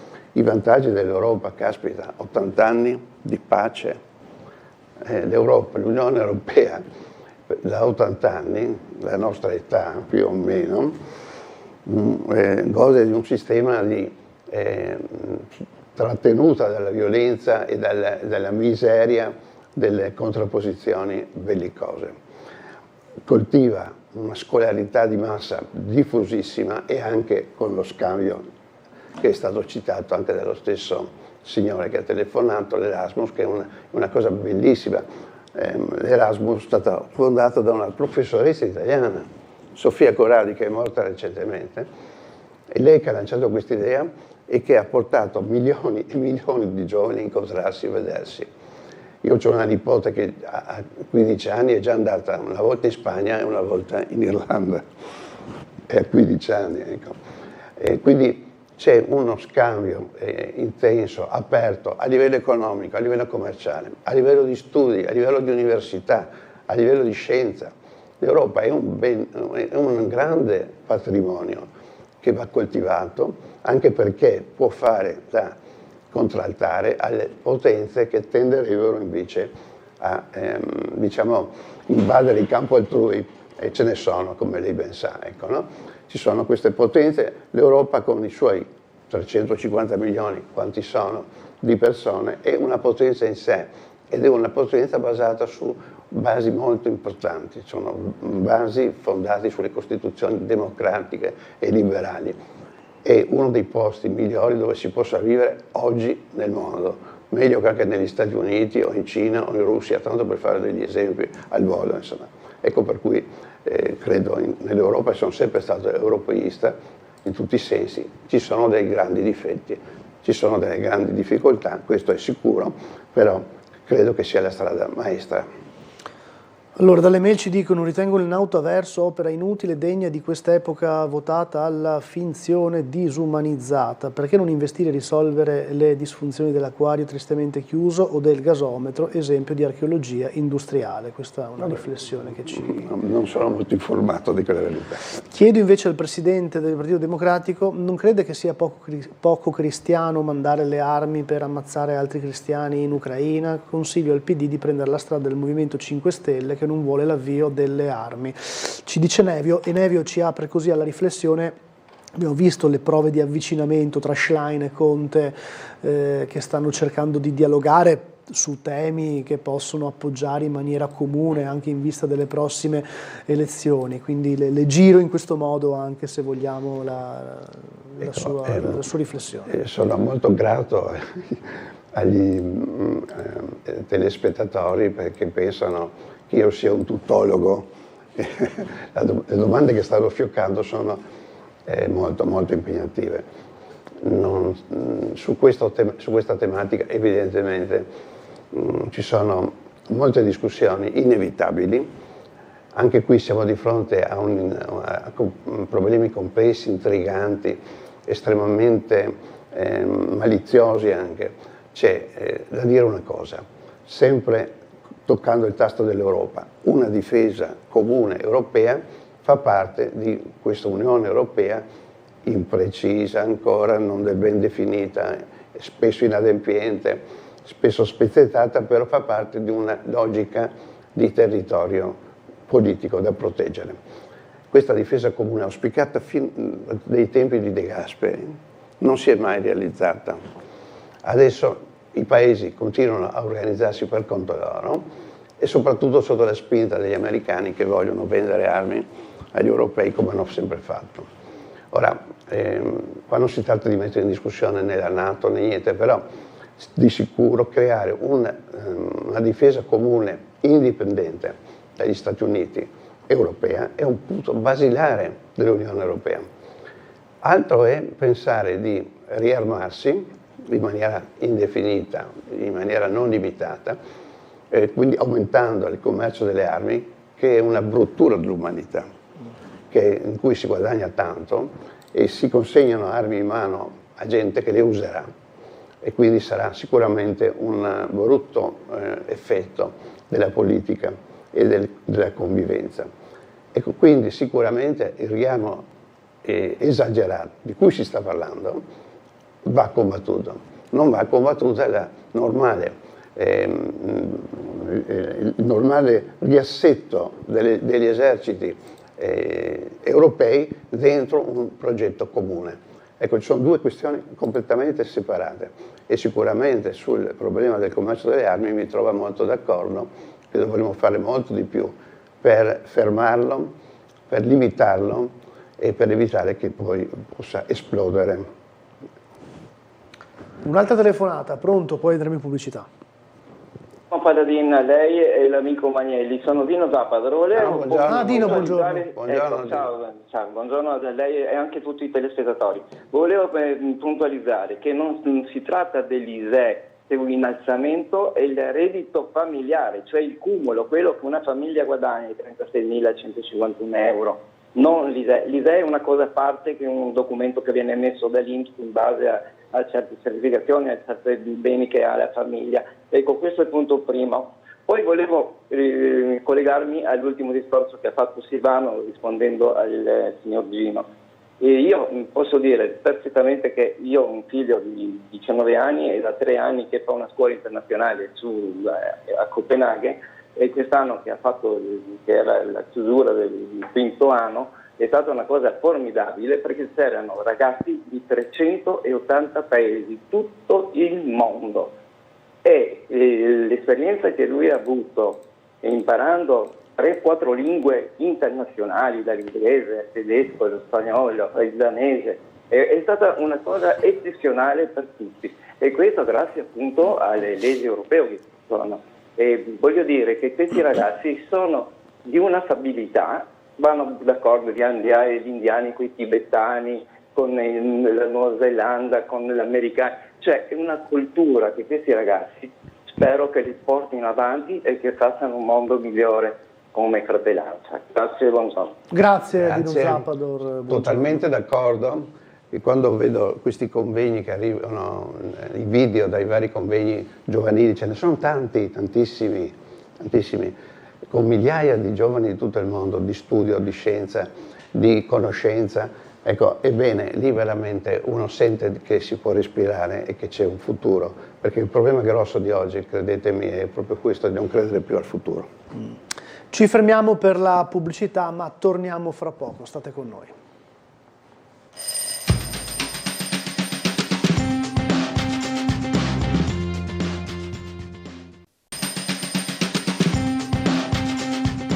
Ben ritrovati di nuovo in diretta a Sveglia Trieste con Silvano Magnelli, presidente del Partito Democratico di Trieste, con il quale abbiamo già avviato vari temi, risposto a diverse domande sia al telefono che tramite mail. E torno al telefono. Pronto? Pronto, buongiorno. Un saluto a lei, alla redazione, al gentile ospite e a tutti i telespettatori Tele 4. Buongiorno. Buongiorno. Allora, io volevo proporre un po' una versione un po' diversa dalle analisi fatte dal professor Magnelli, che risultano abbastanza, a mio avviso, valide, però un po' troppo romantiche. Nella realtà dei fatti dobbiamo anche un po' guardare i numeri, perché i numeri purtroppo non mentono mai, a meno che non ci sia la malafede di manipolarli, no? Allora, in Italia su 8 milioni di extracomunitari, 8 milioni, solo il 2,97% hanno il titolo come profughi di guerra.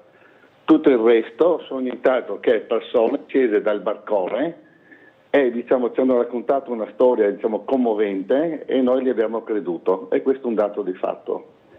Poi per quanto riguarda i fatti di Ceuta, molti analisti internazionali di geopolitica hanno individuato una forma di ritorsione, di punizione fatta dal gruppo sino-americano nei confronti della Spagna per aver negato le basi agli americani per gli attacchi in Iran.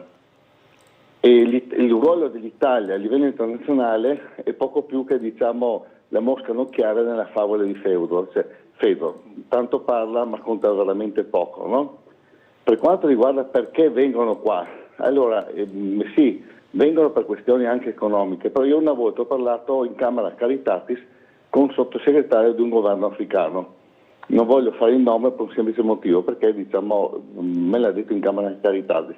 E mi fa queste parole testuali: guarda, il mio paese è un paese bellissimo, perché la nostra popolazione è divisa in 3 parti. Sono gli ambiziosi, io sono l'esempio, poi quelli che sono sempre ambiziosi però non osano tanto, e poi ci sono quelli che socialmente parlando ci creano problemi, perché non hanno né specializzazioni né volontà, sono abbastanza difettati, no?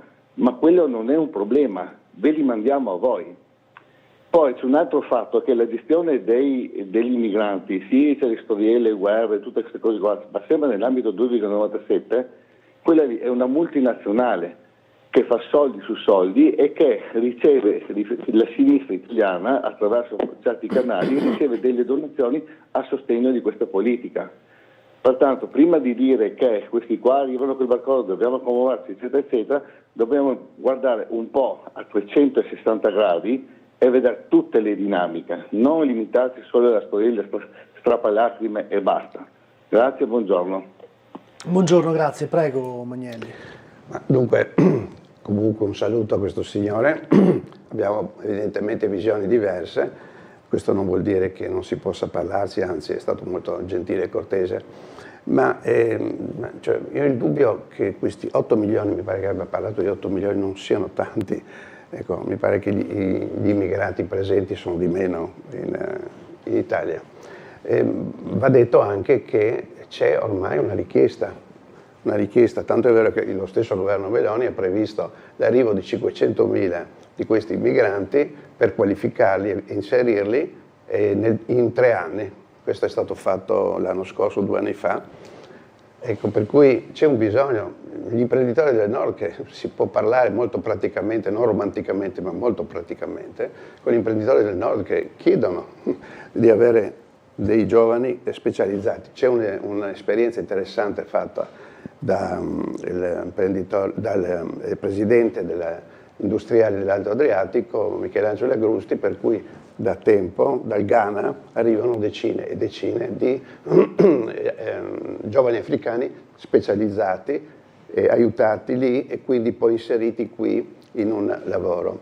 Quindi qua bisogna mettersi di fronte a una situazione nuova che non si risolve con la paura, assolutamente, anzi si creano problemi sempre più vistosi. Le formazioni estremistiche e violente che cominciano ad operare la pesantezza della violenza contro migranti del tutto innocenti, con famiglie, con lavoro, è enorme. Ecco, sta diventando un problema aggiuntivo. La paura porta a questi estremi, a questi estremismi. Per quanto riguarda le ragioni della partenza, qua potremmo stare ore e giorni a parlare. Ci sono moltissime situazioni, non tutto è spiegabile, non tutto è chiaro. Esiste poi una rete di trafficanti, questo è evidente, no?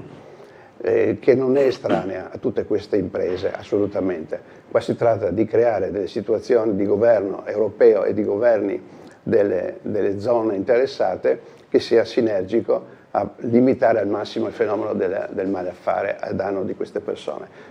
Per quanto riguarda la commozione, guardi, credo che bisogna restare umani. Stiamo attenti a non disumanizzarci e a non produrre odio e ostilità, perché questo si ritorce come un boomerang addosso a noi, inesorabilmente. Non saremo più felici aumentando l'indifferenza verso chi soffre, comunque sia, da ogni parte al derivi di questo mondo. Ci scrive l'amico Alessio Colautti. Buongiorno Gianluca, buongiorno al professor Magnelli. Sì, era un mio allievo Alessio Colautti. E infatti lo dice: volevo pubblicamente ringraziare il professore, mio prezioso e amato docente di diritto e poi mio vicepreside, per avermi insegnato che cosa significa essere un orgoglioso cittadino europeo, senza naturalmente perdere l'obiettività critica che mi ha sempre anche permesso di comprendere e capire i limiti che l'Unione Europea ha, facendomi avere ancora di più la voglia di lavorarci per migliorarla. Se mi sento un cittadino del mondo, se mi sento a casa dalla Norvegia a Malta, dalla Polonia al Portogallo, lo devo a lui. Grazie Silvano, scrive Alessio Colautti. Mamma mia, grazie Alessio. Con Alessio ormai ci diamo del tu, siamo diventati amici, quando ci si vede è una grande festa in città, e lui comunque è bravissimo peraltro come artista, cantante, presentatore, ecco, intrattenitore, ecco, è una persona stupenda Alessio, e già in classe dava degli ottimi risultati di presenza, aiutando il professore a fare il suo mestiere. Allora, altre mail che... Questa che subiamo non è immigrazione, è invasione senza diritto. Per cercare la pace europea, vogliamo la pace europea, ma i clandestini portano violenza. Questo ci scrive Patrizia. Che violenza viene portata, non ho capito bene. Dai clandestini. Dai clandestini, certo. Torna fuori questo problema di cui abbiamo parlato già 2 volte oggi e di cui parleremo tante altre volte in seguito nei prossimi mesi e anni. Teniamo presente una cosa, che ogni anno perdiamo qui in Friuli Venezia Giulia un centinaio di classi per mancanza del nostro ricambio giovanile, della denatalità. Andando avanti così alcune scuole chiuderanno inevitabilmente, altri settori di lavoro entreranno in grande sofferenza e difficoltà. I nostri ospedali sono pieni di personale che viene da varie parti del mondo, e da quel che ho visto io, perché purtroppo ne ho usufruito, anche di persone molto brave, molto sapienti, molto competenti. Posso dire che con molto orgoglio personale veramente, che è nata grazie a un intervento politico fatto non solo da me, ma praticamente da tutto il Consiglio Comunale di quella volta, la consulta dei migranti residenti a Trieste. È un discorso di ormai 25 anni fa. Ci sono voluti anni di discussioni inutili per capire che chi è residente qui legalmente e non fa male a nessuno, ma lavora, ha dei figli, li manda a scuola, come del resto è normale che sia, basta andare fuori dalle scuole italiane, da Trieste a Palermo, e ci si rende conto che il fenomeno non è assolutamente negativo, come vedono alcuni. non è negativo per i nostri figli, non è negativo per i figli degli altri. E la consulta dei migranti è stata ottenuta con il voto unanime del Consiglio Comunale, dopo molte discussioni e arrabbiature, però è arrivato unanimemente perché era un dovere riconoscere i presenti qui regolarmente, inseriti regolarmente nella vita sociale e civica. Ormai è un fenomeno che ci interesserà sempre di più. È impossibile fermarlo soltanto con mezzi rozzi e con paure indotte. Un'altra telefonata, pronto? Sì, buongiorno, sono io? È lei, buongiorno. Sì, buongiorno, sono Vladi, buongiorno. Buongiorno Vladi, prego. E dunque, adesso proprio nelle ultimissime parole del suo ospite ho sentito dire tutti quelli che lavorano, che mandano i figli a scuola, che pagano le tasse, bene, benissimo. E tutti gli altri? Quelli che bighellonano, vanno in giro, delinquono, di quelli non vogliamo parlare, parliamo di quelli che lavorano e che pagano le tasse, degli altri chiudiamo gli occhi, non ne facciamo niente, facciamo finta che non esistano, quelli che aggrediscono, stuprano donne di notte, quelli non esistono, solo quelli che pagano le tasse parliamo. Bene.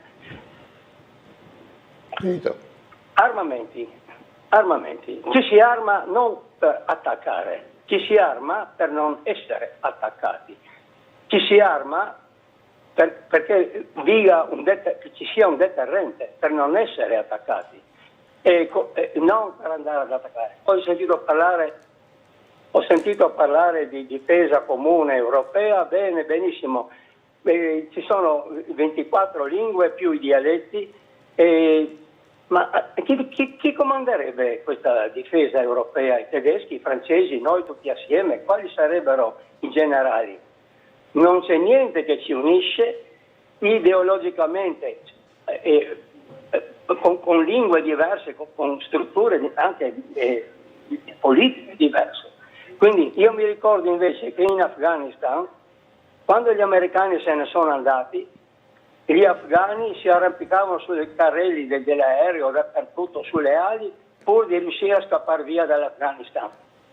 Bene, non ci sono riusciti gli americani, e questo qui ha dato il là alla Russia, che non aveva più i missili americani dietro l'angolo in Afghanistan, e quindi ha pensato bene di poter aggredire l'Ucraina. Finché c'erano gli americani in Afghanistan, la Russia è stata buona, non ha aggredito l'Ucraina, è chiaro. Adesso l'Afghanistan è tornato nel più buio medioevo, e noi dalla fine della guerra abbiamo vissuto come difesa grazie all'America. Che poi l'America faccia i suoi disegni, le sue storie, le sue cose.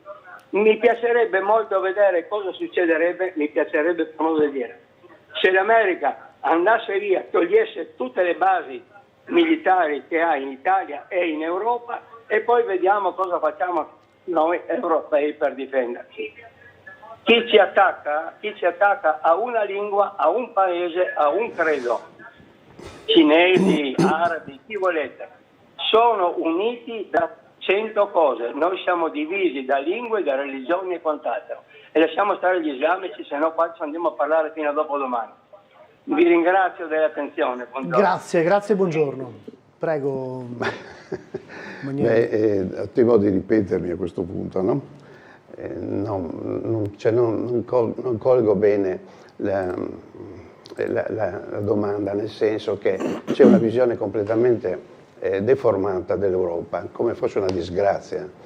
Dunque l'Europa nasce dopo la seconda guerra mondiale, la Shoah, che ha eliminato 6 milioni di ebrei e 56 milioni almeno di morti in una guerra mondiale che, come tutte le guerre, sono nate, cresciute e si sono ingigantite in Europa. Lo sforzo degli europei è di ricoagulare queste nazioni, che non sono tanto differenti. Ci sono delle radici comuni di libertà, di democrazia, a volte anche di religione.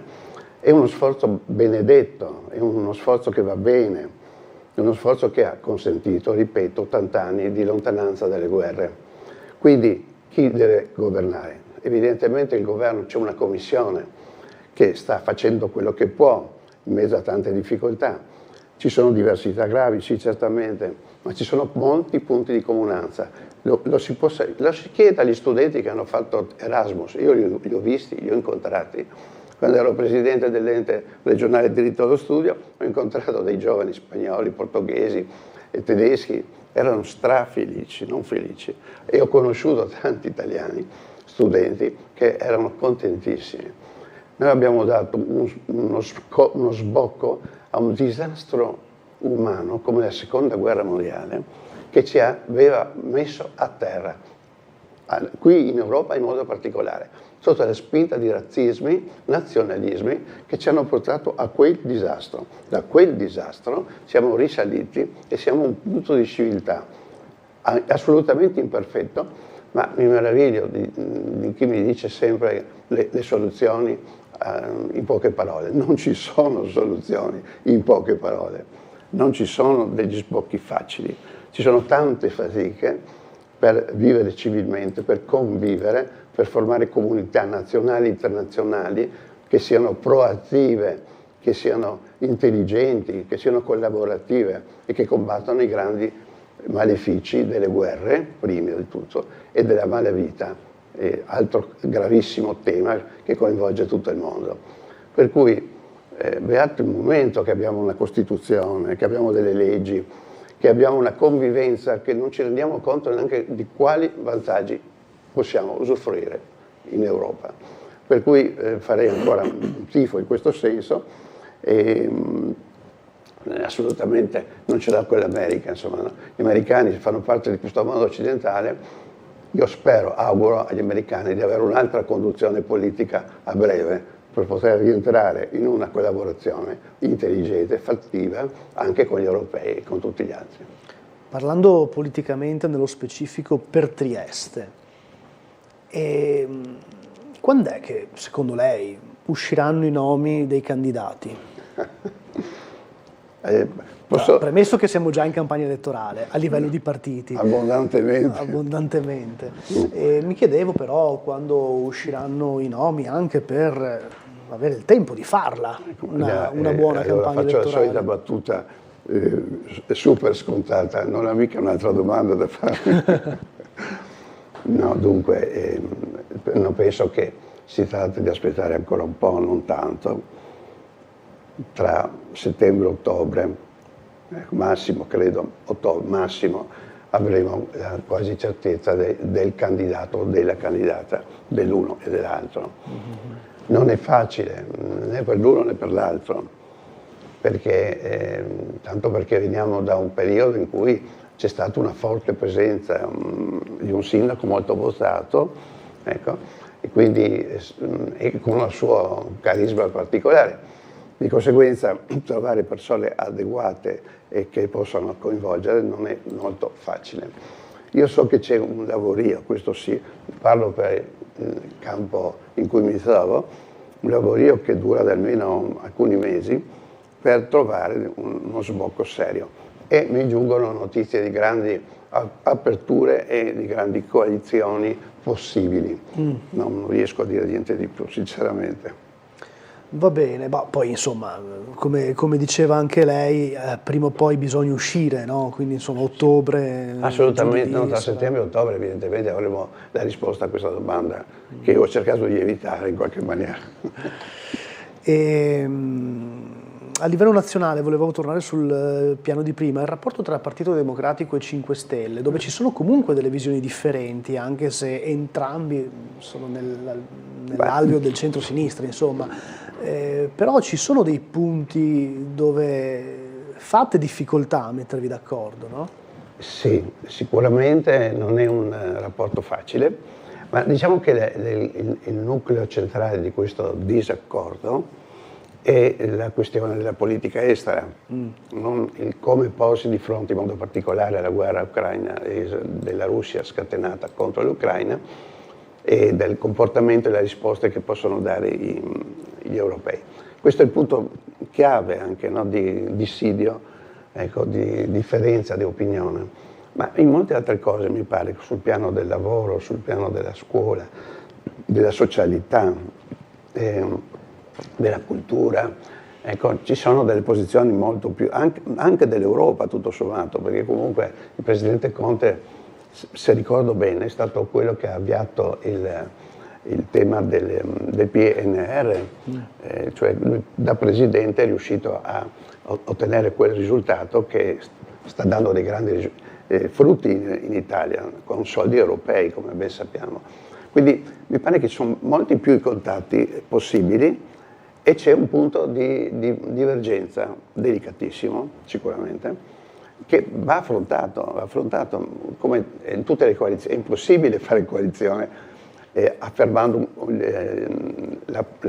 univocamente una posizione sugli altri, dominante quasi. Questo è impossibile. Credo che gli amici di 5 Stelle si rendano conto, anche il Presidente, che bisognerà arrivare a un compromesso, ecco, in breve tempo, anche su questo tema. Per gli altri temi, francamente, mi pare che ci sono delle posizioni abbastanza convergenti e collaborative. Silvano Magnelli, io la ringrazio per essere stato in nostra compagnia, per aver risposto anche a tutte le domande. Non so se ho risposto, erano domande francamente un po' impegnative. Grazie a Gianluca per la sua gentilezza. Ci mancherebbe, grazie a lei, grazie a voi per averci seguito finora, ma continuate a farlo, siamo insieme fino alle 10:15, a fra poco. Evviva! Si parla molto di Ceuta in questo periodo, ma la...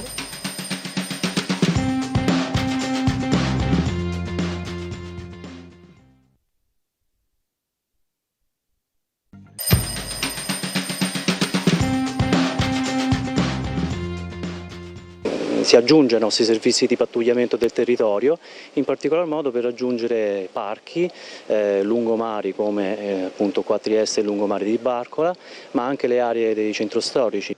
Al via i pattugliamenti dei carabinieri con le biciclette a pedalata assistita. Un dispositivo attivato in tutta Italia e a Trieste permetterà di monitorare alcune specifiche aree, dai sentieri del Carso alla Riviera Barcolana fino alle strette vie del centro storico. Negli ambienti giusti le biciclette permettono un rapido intervento dei militari dell'Arma. Come ogni servizio di pattuglia, saranno 2 i carabinieri che ogni giorno monteranno sulle e-bike. Seppur i controlli siano stati disposti nel periodo estivo, questi mezzi, meteo permettendo, saranno impiegati durante tutto l'anno. Questo mezzo ha come quella caratteristica principale di essere rapido, veloce, quindi in caso di interventi, a differenza di un'autovettura, può arrivare prima sul posto e soprattutto in zone che i mezzi tradizionali non possono raggiungere. La tipologia di bici inoltre permette anche un altro tipo di servizio, cioè quello di percorrere sentieri anche, sappiamo che la nostra provincia, quindi anche il Carso, è pieno di sentieri attraversati da appassionati appunto per trekking ed altro. Questa tipologia di mezzo può essere utilizzato anche per quei sentieri, pertanto in un secondo momento potrebbe essere utilizzato e sicuramente verrà utilizzato anche nei sentieri appunto che contraddistinguono la nostra provincia. I militari potranno così raggiungere zone più anguste e boscose, ad esempio per monitorare le aree carsiche colpite dagli incendi. Sì, assolutamente, questa tipologia di bici monta una ruota con un battistrada tale per affrontare questi sentieri fuoristrada, sentieri in salita, è una pedalata assistita, quindi ha la possibilità, diciamo, di vari assetti, per cui può andare anche appunto nei sentieri, può svolgere appunto quell'attività di prevenzione. Sappiamo appunto di questi incendi che purtroppo hanno contraddistinto quest'estate. Ecco, questo diciamo, mezzo può essere utilizzato anche per svolgere questa attività. Ben ritrovati in diretta con Gabriele Cinque Palmi, consigliere comunale di Fratelli d'Italia, che ci ha raggiunto in studio. Benvenuto, ben ritrovato. Ciao, buongiorno a tutti gli amici da casa. Abbiamo visto i carabinieri che pedalavano ieri anche a Barcola, ma non solo, copriranno una vasta area, adesso che poi è estate sarà anche più facile muoversi così in bicicletta, anche per contrastare fenomeni che magari si sviluppano in certe zone, penso per esempio al microspaccio nelle aree come dei parchi, giardini eccetera, oppure a raggiungere semplicemente luoghi più angusti come dei sentieri o le vie strette della città. Senza dubbio la bicicletta ti dà una rapidità nel movimento anche in strade piccole dove i veicoli classici non permettono agli agenti di entrare. Sei più veloce appunto di chi si muove a piedi, può andare nelle zone pedonali. Il discorso che una bicicletta pedalata assistita aiuta le forze dell'ordine, se no bisognerebbe essere degli atleti, muoversi 8 ore al giorno in bicicletta. È un buon aiuto, è sempre qualcosa in più, e in più anche per le caratteristiche del nostro territorio, tra il Carso, il lungomare e anche le vie strette del centro città, del centro storico, sicuramente è un qualcosa in più. Ecco, si potrebbe pensare anche appunto di rafforzare questo tipo di pattugliamento. Questo dispositivo. C'è una telefonata, pronto? Pronto? Buongiorno. Buongiorno. Sono Nevio. Niente, mi dispiace che sia andato via quel signore di prima, quello responsabile del PD, non volevo figli. Allora io parlando, ci sono tanti argomenti lì, comunque cerco di essere breve. Allora sugli immigrati, lui mi parla dell'immigrazione come una fortuna grande. Allora io dico una cosa, nessuno ce l'ha con l'immigrato che viene qua, lavora, paga le tasse, insomma le solite ma prima. Io dico semplicemente una cosa, tutti questi immigrati che delinquono, io personalmente ho subito 3 furti, mi hanno spaccato il finestrino della macchina e mi hanno rubato 2 biciclette. Allora questi qua sono pakistani e afghani. Allora questi non escono dalla guerra perché il Pakistan è un paese molto ricco, tanto è vero che ha decine di bombe atomiche e ha un esercito, uno dei più potenti del mondo, molto più potente per esempio del nostro, tanto per dirne una. Allora io volevo dire a quel signore di prima che viviamo in 2 Italie diverse, perché io vedo qua che da quando c'è questa immigrazione è esplosa la criminalità, la gente non esce più di casa, ha paura, questi girano tutta la notte in bande, perché sono anche dei vigliacchi, no? Perché diciamo le cose, quando sono da soli non si guardano neanche le scarpe, quando sono in compagnia fanno i bulletti, sono un popolo di vigliacchi.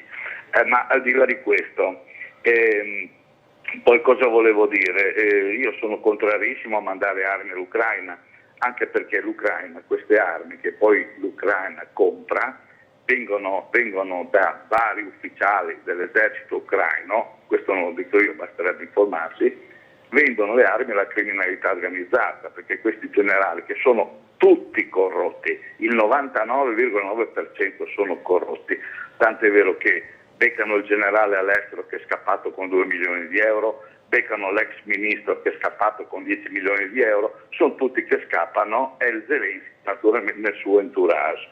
Allora, seconda cosa, l'Europa aveva un senso quando era l'Europa dei 9, del MEC, non so se vi ricordate, del vecchio mercato comune europeo. Eravamo 9 paesi europei, 9 paesi seri. Poi abbiamo tirato dentro tutti i barboni che c'erano in Europa e li manteniamo noi. Questo non va bene. Un esercito europeo, sono contrario, per un semplice fatto che ci sarà un quarto Reich, cioè comanderà Berlino e Parigi, perché noi non comanderemo niente, a parte che non ci sarà mai l'esercito europeo, perché 27-30 lingue, eccetera, eccetera, e magari con una presenza musulmana in Europa molto forte che impedirà un esercito europeo. La mia cosa che non mi fa dormire di notte è immaginarsi un generale musulmano che comanda una divisione italiana. Va bene. Grazie, buongiorno. Se no non riesco a far rispondere l'ospite anche. Sono tantissime cose. No? Da dove partiamo? Ha fatto un'analisi, secondo me, che ci sta, ha ragione. Secondo me il discorso anche di parlare che tanti, ormai, soprattutto persone dell'opposizione, usano come scusa che comunque gli immigranti che vengono in Italia lavorano, pagano le tasse.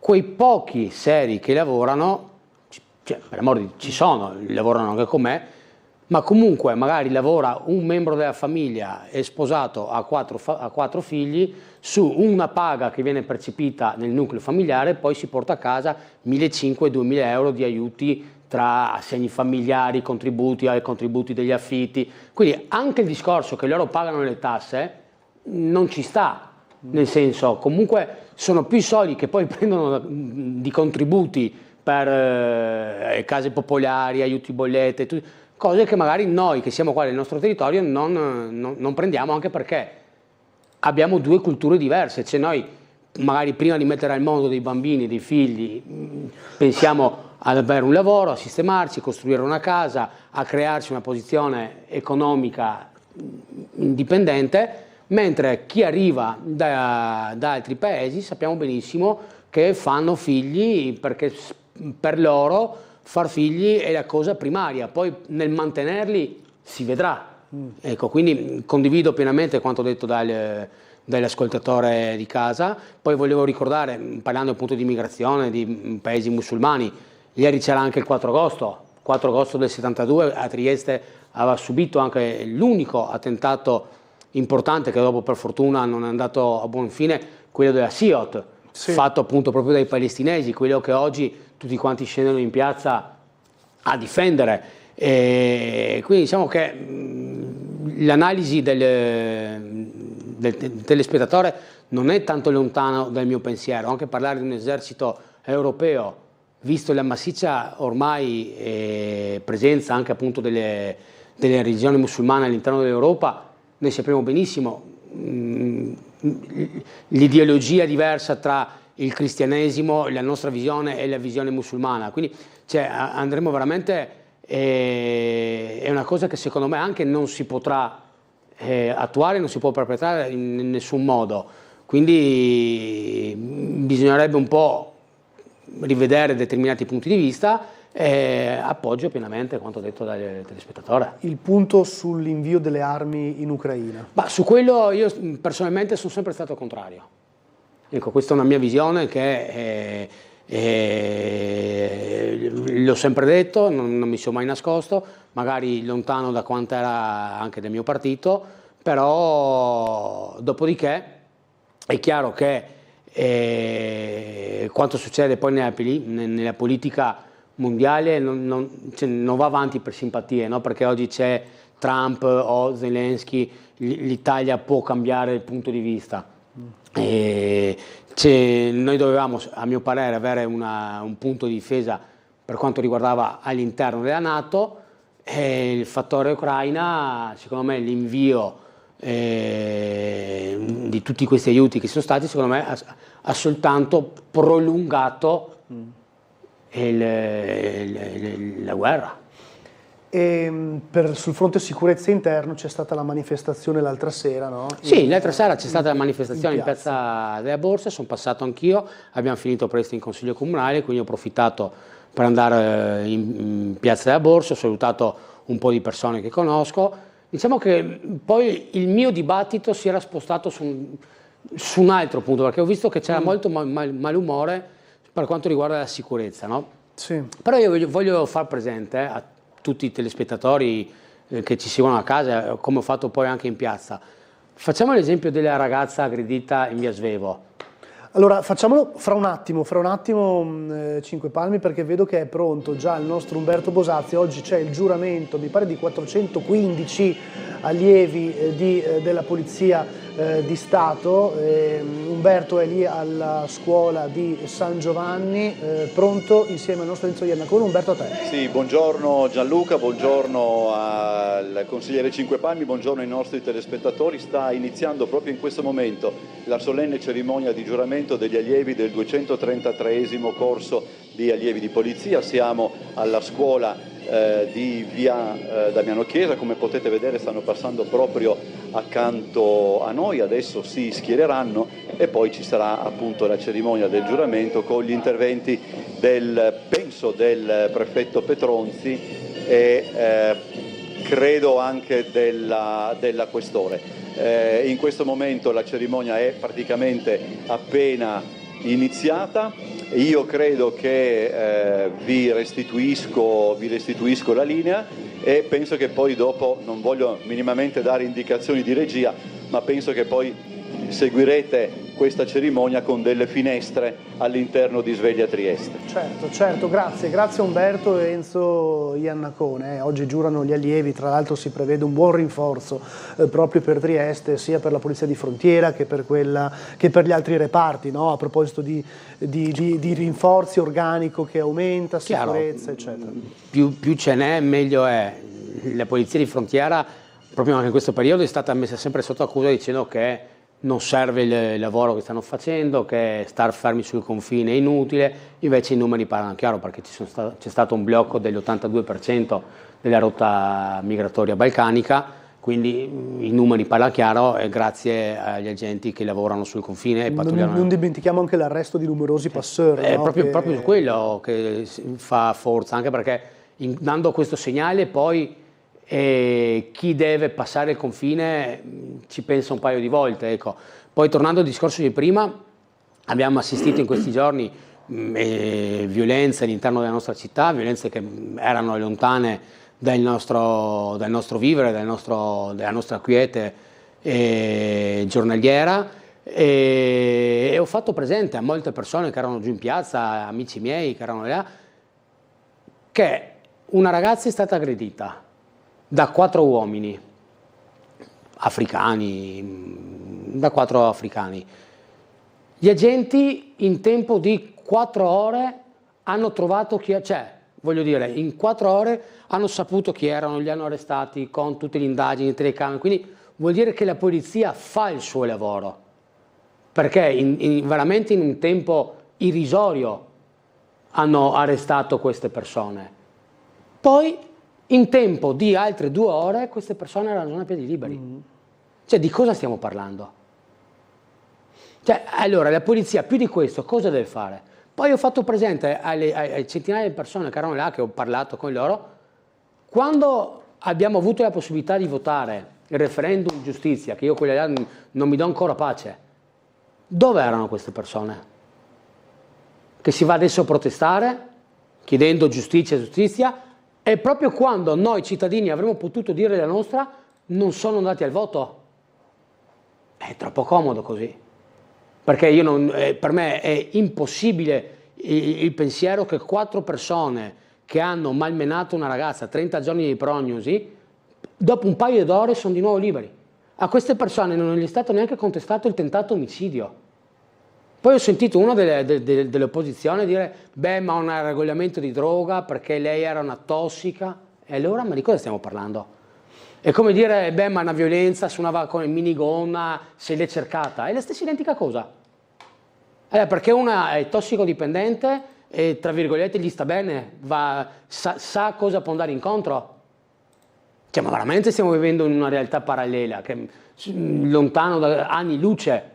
Io avrei voluto vedere se al posto di essere 4 africani che menavano una ragazza, ci fosse stato un gruppo o anche una persona unica, fumagalli di religione cristiana, padri di 2 bambini. E lo stesso discorso va fuori dall'Italia, l'attentato al Gay Pride. Quanto ne abbiamo parlato? Niente. Perché quando è emerso che comunque era una persona di fede musulmana che è andata contro, la sinistra è andata in cresce. Addirittura un esponente politica della Germania di primo impatto ha detto: speriamo che l'attentatore è un bianco cristiano. Cioè, ma veramente io non mi riconosco in questo mondo dove viviamo. Cioè, noi ci stiamo dimenticando delle cose basilari. Sentiamo la prossima telefonata. Pronto? Non sento. Pronto? No, dovete... Pronto? No, niente, invito la persona a richiamare perché davvero non... Sento che c'è una voce in sottofondo, ma non... Pronto? Pronto, buongiorno, eccoci. Pronto? Sì? La sentiamo, buongiorno. Pronto? Pronto? La sentiamo, buongiorno. Pronto? No, si vede che non è pronto. Va bene, richiami per favore, buongiorno. Accidenti, no, andrà meglio la prossima telefonata, a buon fine. Allora, arrivano delle mail. Di cosa stiamo parlando? In caso di lesioni come i 4 nordafricani c'è la detenzione in carcere, da cambiare le leggi. Questo ci scrivono. Le leggi ci sono, ma se chi poi fa il capo di imputazione decide altro, non è colpa le leggi ci sono. Cioè, questo è un tentato omicidio, punto e basta. Non è che le leggi non ci sono. Le leggi vanno attuate. Perché e non vanno interpretate a comodità. Cioè, per me è stata una cosa mi è preso una botta di fastidio, proprio nervoso, quando voi avete fatto siete andati sul posto e avete parlato con gli aggressori, li avete trovati sul posto che stavano andando via. Con due degli aggressori, che si lamentavano che erano stati feriti. Cioè, per me mi sono cresciuti i capelli, mi sono ricaduti in tempo di 3 secondi, perché è una cosa che non esiste. Com'è possibile che voi Tele4 arrivate là e trovate questi che stanno preparando le borse e se ne stanno scappando? Cioè, ma in che mondo viviamo? Cioè, secondo me siamo lontani, ma veramente anni luce dalla realtà. Sentiamo la prossima telefonata, pronto? Buongiorno, sono Franco, Lega Laudine Nord. Franco, buongiorno. Signori triestini e anche i friulani. Ho sentito il signore che c'era prima. Alla dichiarazione di Vladi, il signore e anche un altro, il signore faceva una risata, come per dire, ma sto mono qui cosa dice? Ma è possibile che i comunisti hanno sempre ragione, in tutto e per tutto? Se arrivano gli extracomunitari e il mare li mette sotto praticamente, qualcuno dice Ruggero potevano quelli lì che sono stati ammazzati potevano stare a casa e quindi non succedeva quello che Ruggero ha ucciso questi due. E io dico anche la stessa cosa, se questi stavano al loro paese, no? Non succedeva che morivano tanti in mare. La Meloni ha detto che il 50% dell'Africa è coltivabile, quindi perché non coltivano e mangiano e bevono e quello che là? Invece no, vengono qui per fare che cosa? Quelli che non fanno niente, i fanigutun dicono a Milano, quelli che non fanno niente, che bivaccano e via. E poi un'altra cosa, ma perché le forze dell'ordine mandano i ragazzi, quelli che delinquono, mandano dal giudice? Perché non fanno come ha fatto la CISINT, che ha mandato via subito chi gli aveva proposto di tagliargli la gola? Non bisogna passare dai giudici, non lo vogliamo capire o no? Volete un'altra? Gli incendi basterebbe la notte e anche di giorno mandare i droni sopra a praticamente vigilare tutto e fotografare, e quindi se c'è un filo di fumo mandar via subito i droni, cioè mandare i Canadair. Invece stiamo lì aspettando che il fumo invada anche le città per mandarli. Ma è possibile che non si possa vedere questo? Mandare i droni a vigilare, e poi le piste frangi fuoco. Un Canadair porta 10 ettolitri di acqua. Un contadino ha delle botti che hanno 100 ettolitri, e se fossero le piste tagliafuoco con un carico di 100 metri cubi di acqua potrebbero spegnere il fuoco in poco tempo. Invece no, si lascia perdere perché qualcuno ha un interesse che bruci e via, e non si fa niente di niente. Grazie, buongiorno Franco, prego consigliere. Sul discorso che non si fa niente sugli incendi, sono punti di vista, secondo me siamo abbastanza sul pezzo. L'ultimo incendio che è successo pochi giorni fa sembrerebbe che sia appunto doloso, i droni vengono usati, quindi è chiaro che non è facile pattugliare tutta la zona carsica, anche perché non è solo la zona carsica triestina, parliamo appunto della regione, però insomma poi per il resto sono punti di vista. Ecco, allora c'è una telefonata, sentiamola, però poi dovrò andare in pubblicità. Pronto? Buongiorno carissimi, una breve osservazione riguardo quanto è stato detto dall'ospite precedente, il quale ha affermato che grazie all'Europa ci sono stati in Europa 80 anni di pace, ma bisogna anche che il pubblico sia messo al corrente della verità. Molti magari ci credono, non è assolutamente vero.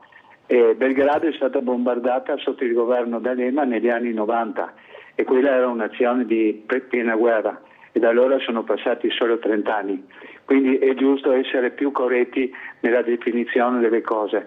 Buona giornata e buon lavoro. Grazie, buongiorno. Dobbiamo andare in pausa pubblicitaria, ma torniamo fra pochissimo.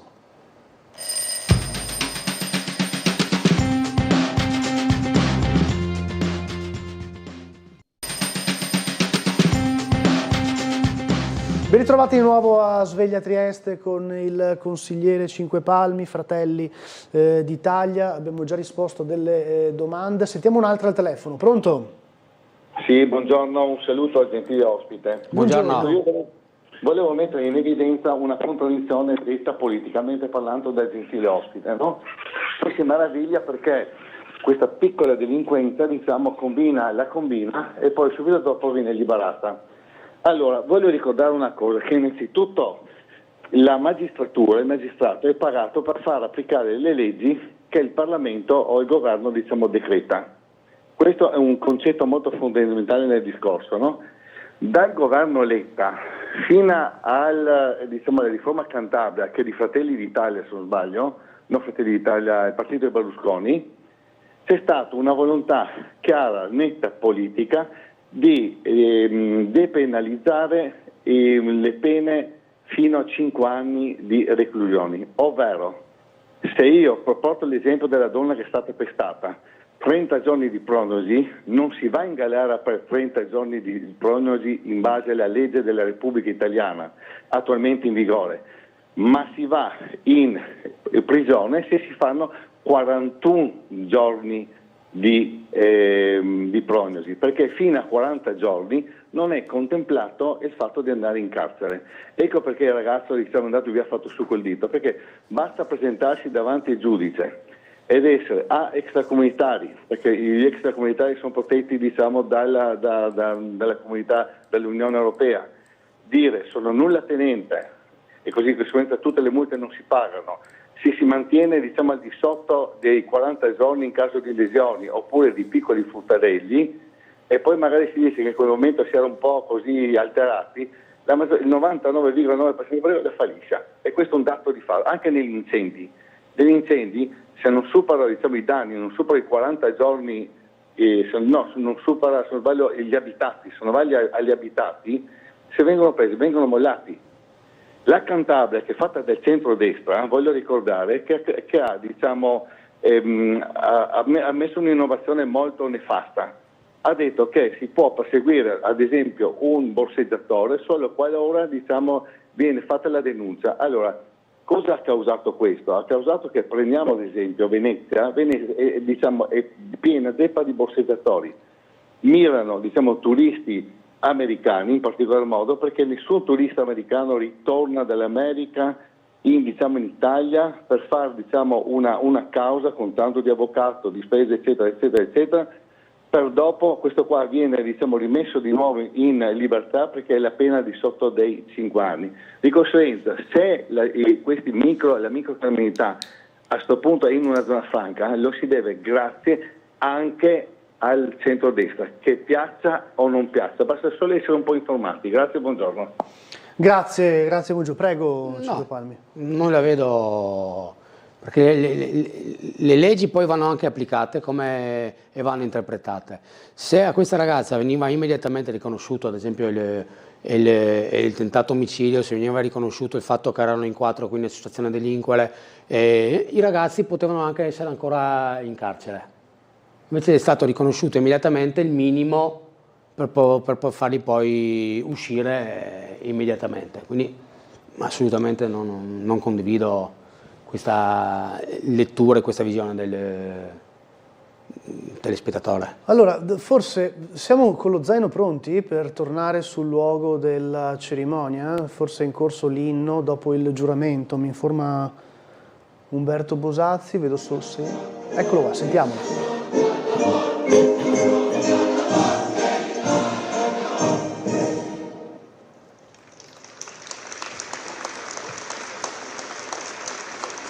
il giuramento degli allievi di polizia a Trieste e poi aspetteremo anche con il servizio di Umberto di capire quanti saranno destinati alla nostra città.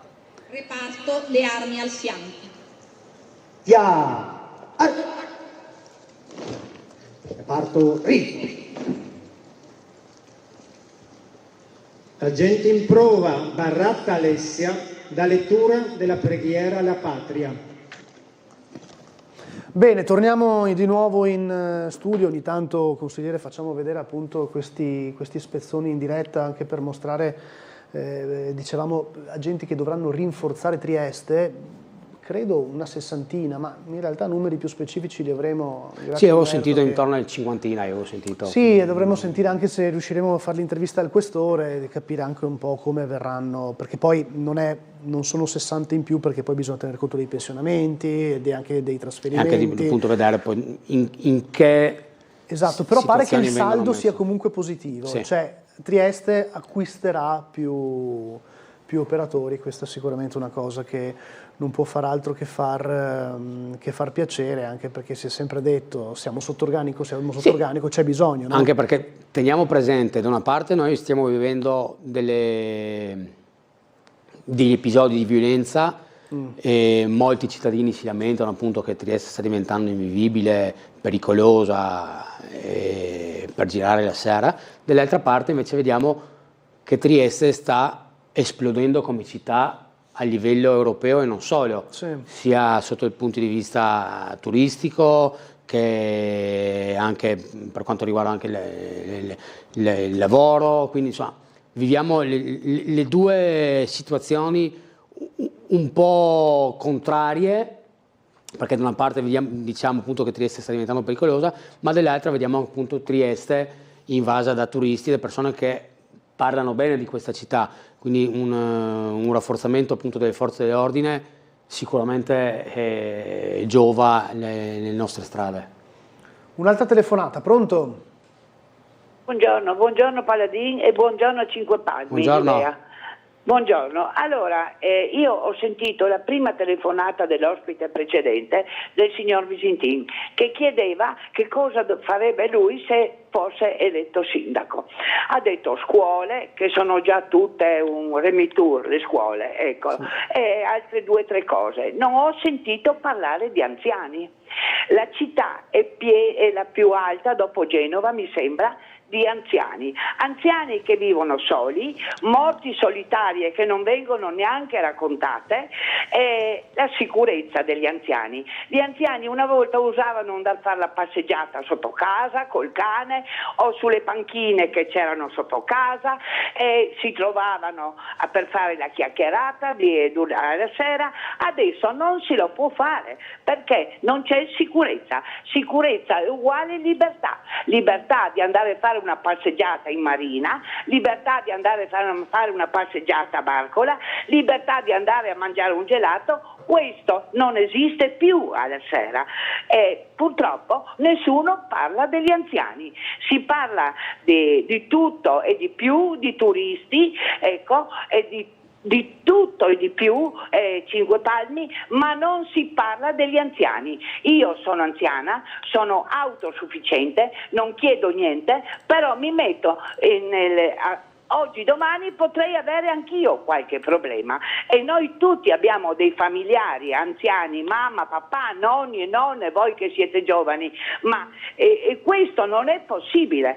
Vi siete dimenticati di dire sulla sicurezza di quella ragazza, Paladin, lei era lì, hanno anche messo la catena sulla porta dove spacciavano e col lucchetto, sono padroni lì perché l'hanno anche chiusa col lucchetto a chiave, per cui veramente i cittadini non ne possono più. Cinque Palmi, io proprio personalmente sono fuori delle grazie di Dio, perché con questo caldo e non poter muoversi, io vorrei andare anche al mare, ma se vado sola, non accompagnata, cosa faccio? Lascio la roba in macchina? e poi mi trovo la macchina scassata, o la metto vicino agli scogli per gettarmi e poi non la trovo più.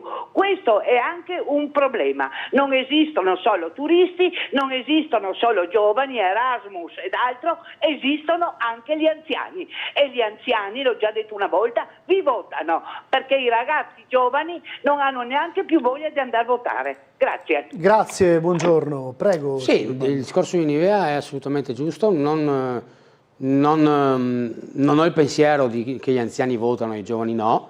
Secondo me questa è una cosa del tutto relativa. E ricordarsi appunto che Trieste è una città che per maggior parte è vissuta da anziani, e questo ricade sempre su quello che ho detto anch'io e che da più anni lo dico. Una volta i rioni erano vissuti dalle famiglie, erano vissuti da gente che nasceva nei rioni, ci si conosceva tutti, c'erano appunto le persone anziane che tenevano d'occhio i ragazzi più giovani, i bambini nelle corti, poi se i bambini facevano qualcosa le persone anziane le riprendevano. C'era tutto ogni rione, ogni gruppo di case aveva il suo microcosmo, diciamo. Gli anziani erano sempre sono un tessuto molto importante, che ahimè per la situazione che oggi viviamo vengono penalizzati più che dei giovani, perché sì, è vero che tanti giovani si lamenta che a Trieste c'è poco da fare, però i giovani hanno la fortuna che si possono spostare, se hanno voglia di andare in discoteca, che non è obbligatorio, possono andare anche fuori di Trieste, prendono la macchina, vanno in giro, mentre gli anziani, ahimè, alle volte non hanno questa fortuna, non tutti sono autosufficienti,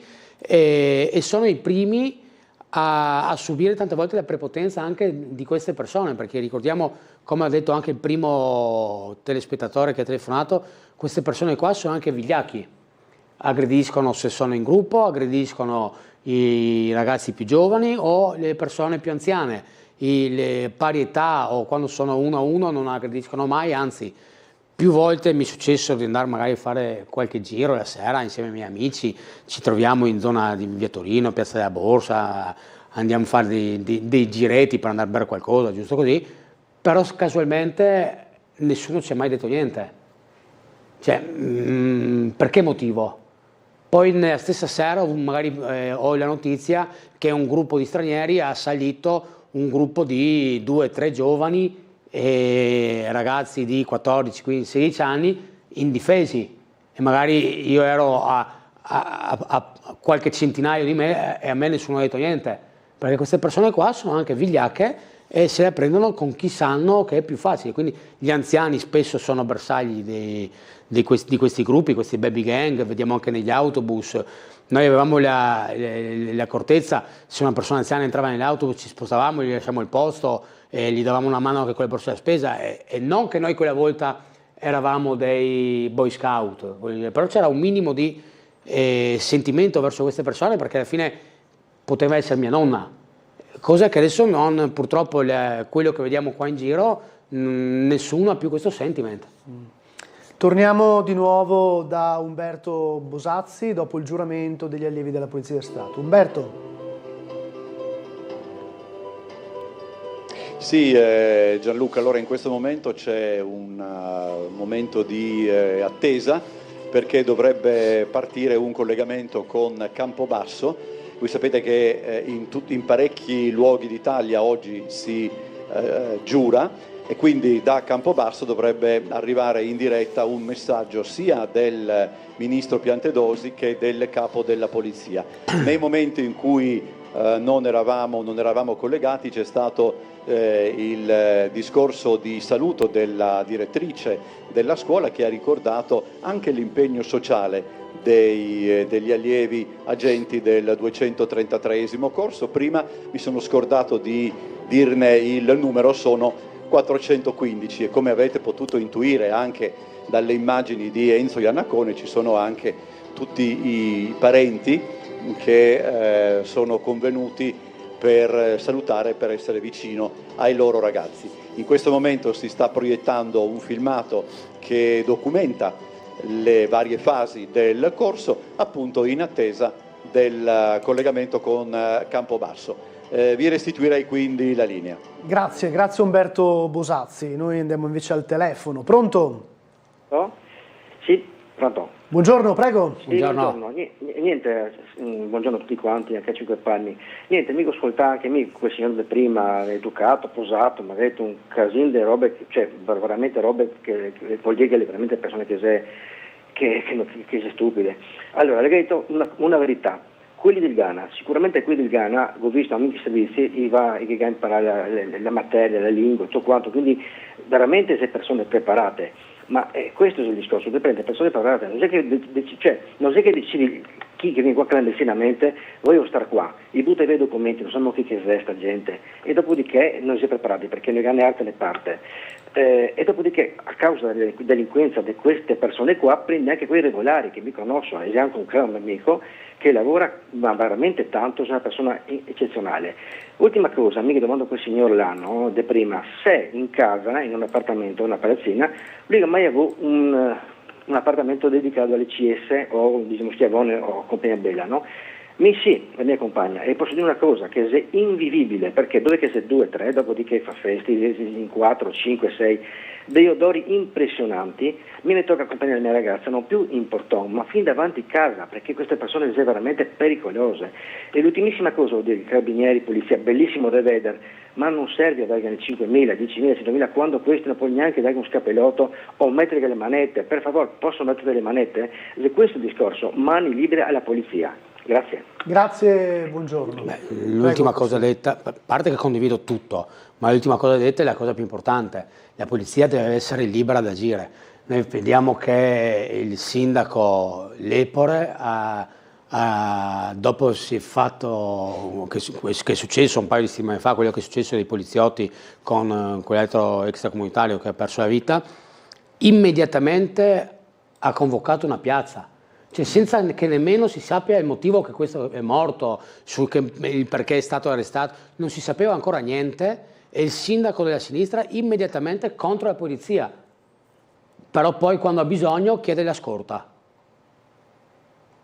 Cioè, veramente fanno un giro tondo completamente in tilt, perché prima gli dai contro e dopo chiedi immediatamente la scorta perché hai paura. La polizia deve essere libera ad agire.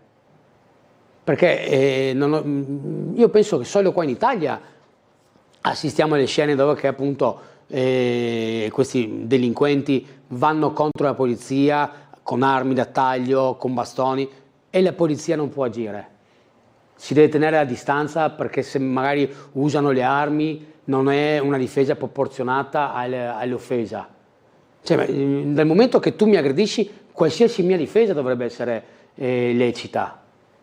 Se tu mi vieni addosso con un bastone, io sono un poliziotto, io devo avere anche la libertà di usare la pistola, perché se no a cosa serve la polizia? Perché gli diamo le manette, perché gli diamo il manganello, perché gli diamo la pistola? Perché per prima cosa devono difendersi loro stessi, per poi così riuscire anche a difendere il resto della cittadinanza. Ma se non hanno la libertà di difendersi per primi, vengono immediatamente, qualsiasi cosa vengono immediatamente aperte delle indagini, che poi dicono sì, sono indagini cautelative, ma in certe situazioni non dovrebbero neanche esistere queste indagini. Se uno scappa con la moto e l'inseguimento dopo succede un incidente, c'è poco da indagare. Uno è scappato, stava cercando di scappare, ha avuto un incidente ed è morto. Sicuramente non è colpa della polizia, non è che la polizia si è svegliata e ha detto prendiamo uno a caso e li inseguiamo.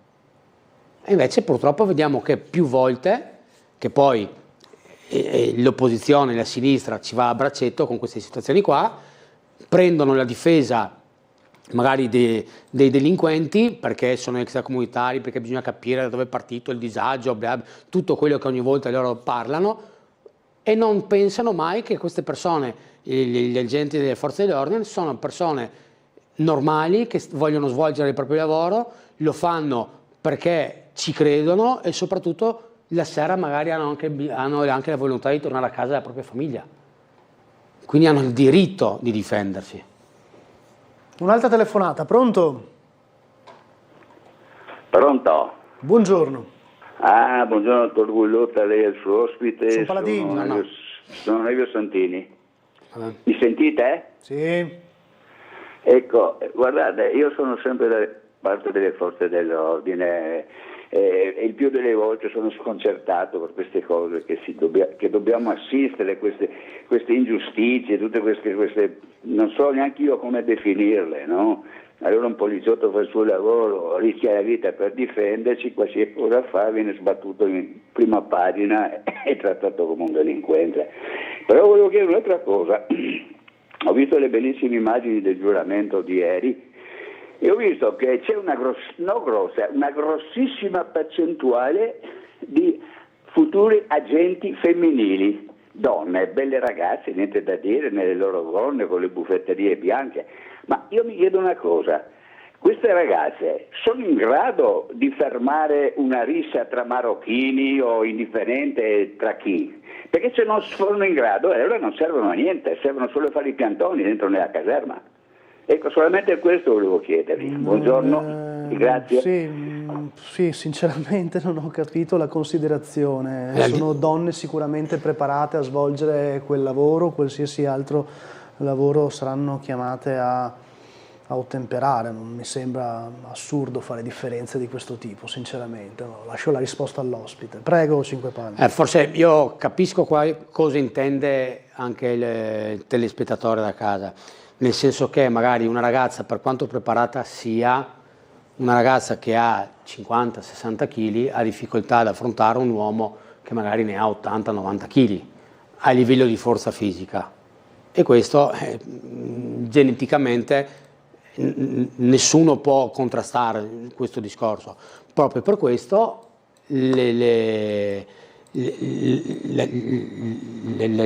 polizia, i carabinieri, la polizia municipale deve essere anche libera di usare quel minimo di armamentario che ha per difesa personale, perché tante volte ci si trova magari in numero inferiore, che quindi non è il discorso uomo-donna, magari i poliziotti sono in 2 e i delinquenti sono in 6. Penso che anche un uomo alto 1,90 m in mezzo a 7 marocchini sì, dico le prenda di santa proprio ragione. Per questo dico, non è un discorso. Gli agenti quando intervengono sempre in coppia, ma soprattutto chiamano supporto pattuglia. Io ci lavoro con loro, quindi lo so molto bene, quindi naturalmente le donne coinvolte, a parte avere la pistola, avere i mezzi di difesa adeguati, lo spray e soprattutto il taser, hanno comunque delle tutele alle spalle. Hanno delle tutele, però devono anche essere libere. Non vedremo fare una donna fare a pugilato da sola con 7 marocchini, questo volevo però devono essere anche liberi di potersi difendere, che sia uomo o che sia donna, perché come ho detto prima può essere anche una situazione di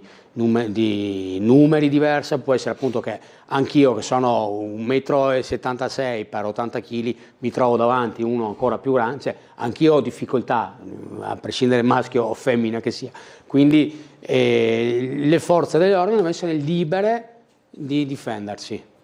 Ho visto per un attimo comparire la nostra diretta. Allora, se abbiamo una clip la possiamo anche mandare, se no io direi a questo punto andiamo in pubblicità e se poi Enzo Iannacone, che ringrazio, riesce a prepararci quei 30 secondi di giuramento da mostrare dopo, li faremo subito vedere. A fra poco.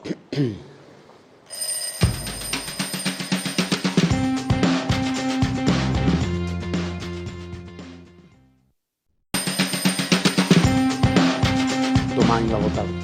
Ben ritrovati per l'ultima parte di Sveglia Trieste con Gabriele Cinque Palmi, Fratelli d'Italia, qui con noi. Abbiamo però un 30 secondi forse per far vedere il giuramento filmato dal nostro Enzo Iannacone, il giuramento degli allievi della Polizia di Stato. Vediamolo. Lealmente la Costituzione e le leggi dello Stato, di adempiere ai doveri del mio ufficio nell'interesse dell'amministrazione per il pubblico bene. Agenti in prova del 233° corso, lo giurate voi? Lo giuro!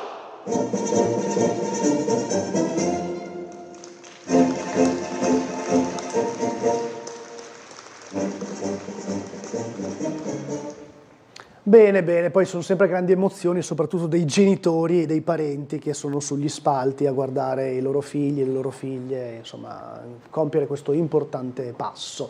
Una telefonata, pronto? Pronto, buongiorno. Buongiorno, eccoci. Pronto?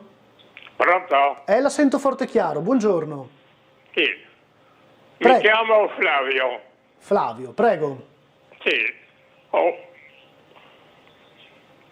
Allora, visto che parlate degli anziani, no? Pronto? La sento, parli al telefono e spenga la televisione. Ho sentito che parlate degli anziani, no?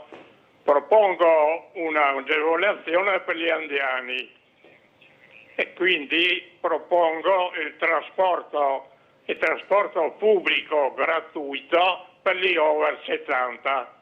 È stato fatto anche a Trento, a Padova, a Genova, a Piacenza. Ho mandato anche una segnalazione alla Trieste Trasporti per agevolare gli anziani col trasporto pubblico, ma non ho avuto risposte. Ho mandato anche al piccolo la segnalazione, ma non è stata pubblicata. Sarebbe possibile proporre al Consiglio Comunale una proposta e quindi mandare tutto alla Trieste Trasporti. La ringrazio. Grazie a Buongiorno. lei, Flavio mi pare, giusto? Sì, Flavio. Buongiorno Flavio, grazie. È un tema, anche questo è un tema, il trasporto pubblico locale gratuito per gli over 70. Bisognerebbe sentire Trieste Trasporti. Beh, è una cosa interessante, secondo me potrebbe essere anche attuabile, anche perché diciamo che il trasporto pubblico non vive sul biglietto. Il trasporto pubblico vive grazie ai finanziamenti della Regione. Sappiamo che noi a Trieste abbiamo il trasporto pubblico, uno dei migliori d'Italia, se non addirittura il migliore, con la flotta, tutti i mezzi praticamente nuovi, mezzi elettrici, con le rampe per i disabili, quindi per conto di questo abbiamo un'ottima flotta. Potrebbe essere una bella cosa da proporre.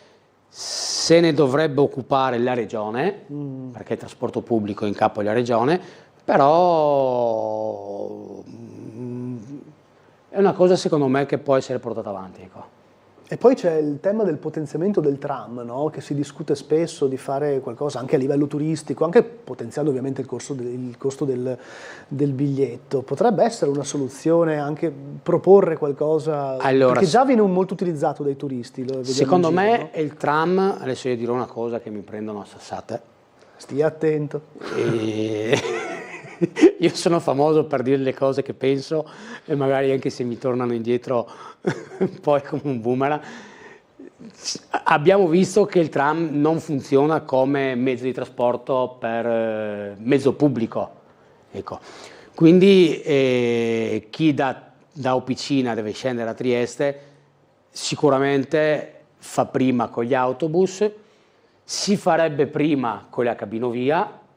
Con la cabinovia si farebbe sicuramente prima in maniera più ecologica, più veloce, più comoda, con bicicletta, disabili e tutto quello che... L'ha tirata fuori lei la cabinovia? Sì, ma infatti io questo è un mio punto di vista. E il tram potrebbe benissimo funzionare, come era già stato proposto anche anni fa da un noto assessore al turismo. Il tram potrebbe funzionare come mezzo turistico, aumentando il costo del biglietto, proponendo oltre al viaggio in tram poi magari anche qualche degustazione con magari anche un van per fare il giro poi del Carso. Con anche la guida turistica. Con la guida turistica, ecco, quindi questo qua è un discorso che sicuramente potrebbe funzionare e aiuterebbe di più diciamo, l'economia triestina, anche come si dice, e riuscire a tamponare il costo del tram. Potenziare la linea, insomma, già abbiamo difficoltà a renderla, vediamo che ormai ci sono sempre più burocrazia, sempre più è stato paragonato a un treno ad alta velocità, quindi insomma voglio dire, mentre se usciva dal discorso del trasporto pubblico, entrava appunto solo in un discorso turistico, tutte queste cose non sarebbero state come problematiche. Quindi insomma, rafforzare la linea del tram come trasporto pubblico personalmente non lo vedo, perché ormai non è più comoda Ci sono altre alternative, dal bus elettrico alla linea comunque anche degli autobus che funziona benissimo. Poi io torno sempre là, sono sempre sul discorso, Officina Trieste, entrata nord, avevamo la soluzione in casa, qualcuno ha voluto bloccarla, vabbè. E quindi secondo lei cosa... Ma per tramontata? No, per il momento no, noi abbiamo visto anche in altri paesi europei il trasporto via fune sta prendendo piede, anche il trasporto in orizzontale, quindi non più verticale, ma il trasporto orizzontale via fune sta prendendo piede. Quindi a mio parere non dovrebbe essere messa là nel dimenticatoio, dovrebbe essere portata avanti perché può funzionare, secondo me può essere un'ottima alternativa. Noi non dobbiamo pensare a Trieste tra 1 mese, 2 mesi, 6 mesi, noi dobbiamo vedere Trieste tra 5, 10, 15 anni, 20 anni. Ecco, tante cose magari fatte al momento potevano sembrare inutili e poi col tempo si è dimostrato, penso alla pedonalizzazione del centro, penso alla marina, penso alla sopraelevata, tutte cose che erano mal viste nel momento della realizzazione e oggi sarebbe impossibile tornare indietro. Allora, con l'ospite precedente chiudevo chiedendo, in realtà abbiamo ancora un po' di tempo, quando si decide il candidato sindaco per Trieste? Ma il candidato Perché sindaco... siamo già in campagna elettorale. Ma sì, però quello è poco, siamo in pre-campagna, perché manca un anno e sappiamo benissimo che un anno in tempo politico... Però tutti sono curiosi di capire chi sarà da una parte e chi sarà dall'altra. Ma diciamo che la destra, il centrodestra ha dei bei nomi, il mio partito ha un paio di candidati, e ovviamente io parlo solo per quanto riguarda Fratelli d'Italia, non posso parlare per gli altri partiti. Si è fatta la voce, la possibilità che poi anche Federica potrebbe essere interessato, che anche questo è sicuramente un nome spendibile, però su questo io mi sono divertito tantissimo. Quando è uscito il nome di Federica ho visto la sinistra andare in tilt, in piena confusione. Sì, adesso Federica pensa solo agli affari suoi e Federica, cioè hanno parlato di tutto tranne di quello che poteva essere il loro candidato. Noi abbiamo sicuramente persone valide, Federica è una di queste, ma insomma, secondo me è ancora presto per parlare di possibili candidati. Poi ricordiamoci che abbiamo la regione, abbiamo la provincia e abbiamo il comune, quindi insomma c'è ancora un po' di tempo.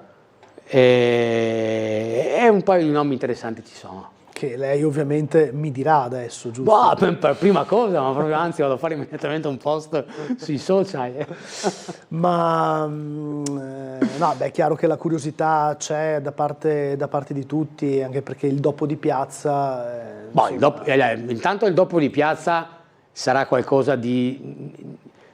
Chiunque sarà dopo di piazza sarà una persona che comunque avrà un peso sulle spalle non da poco, perché Di Piazza ha fatto la storia della politica della nostra regione e anche la storia della politica italiana, perché è l'unico sindaco in carica da così tanti anni, in più comuni, col suo modo di fare, quindi chi andrà a ereditare quella sua carica avrà un enorme masso che si porta sulle spalle.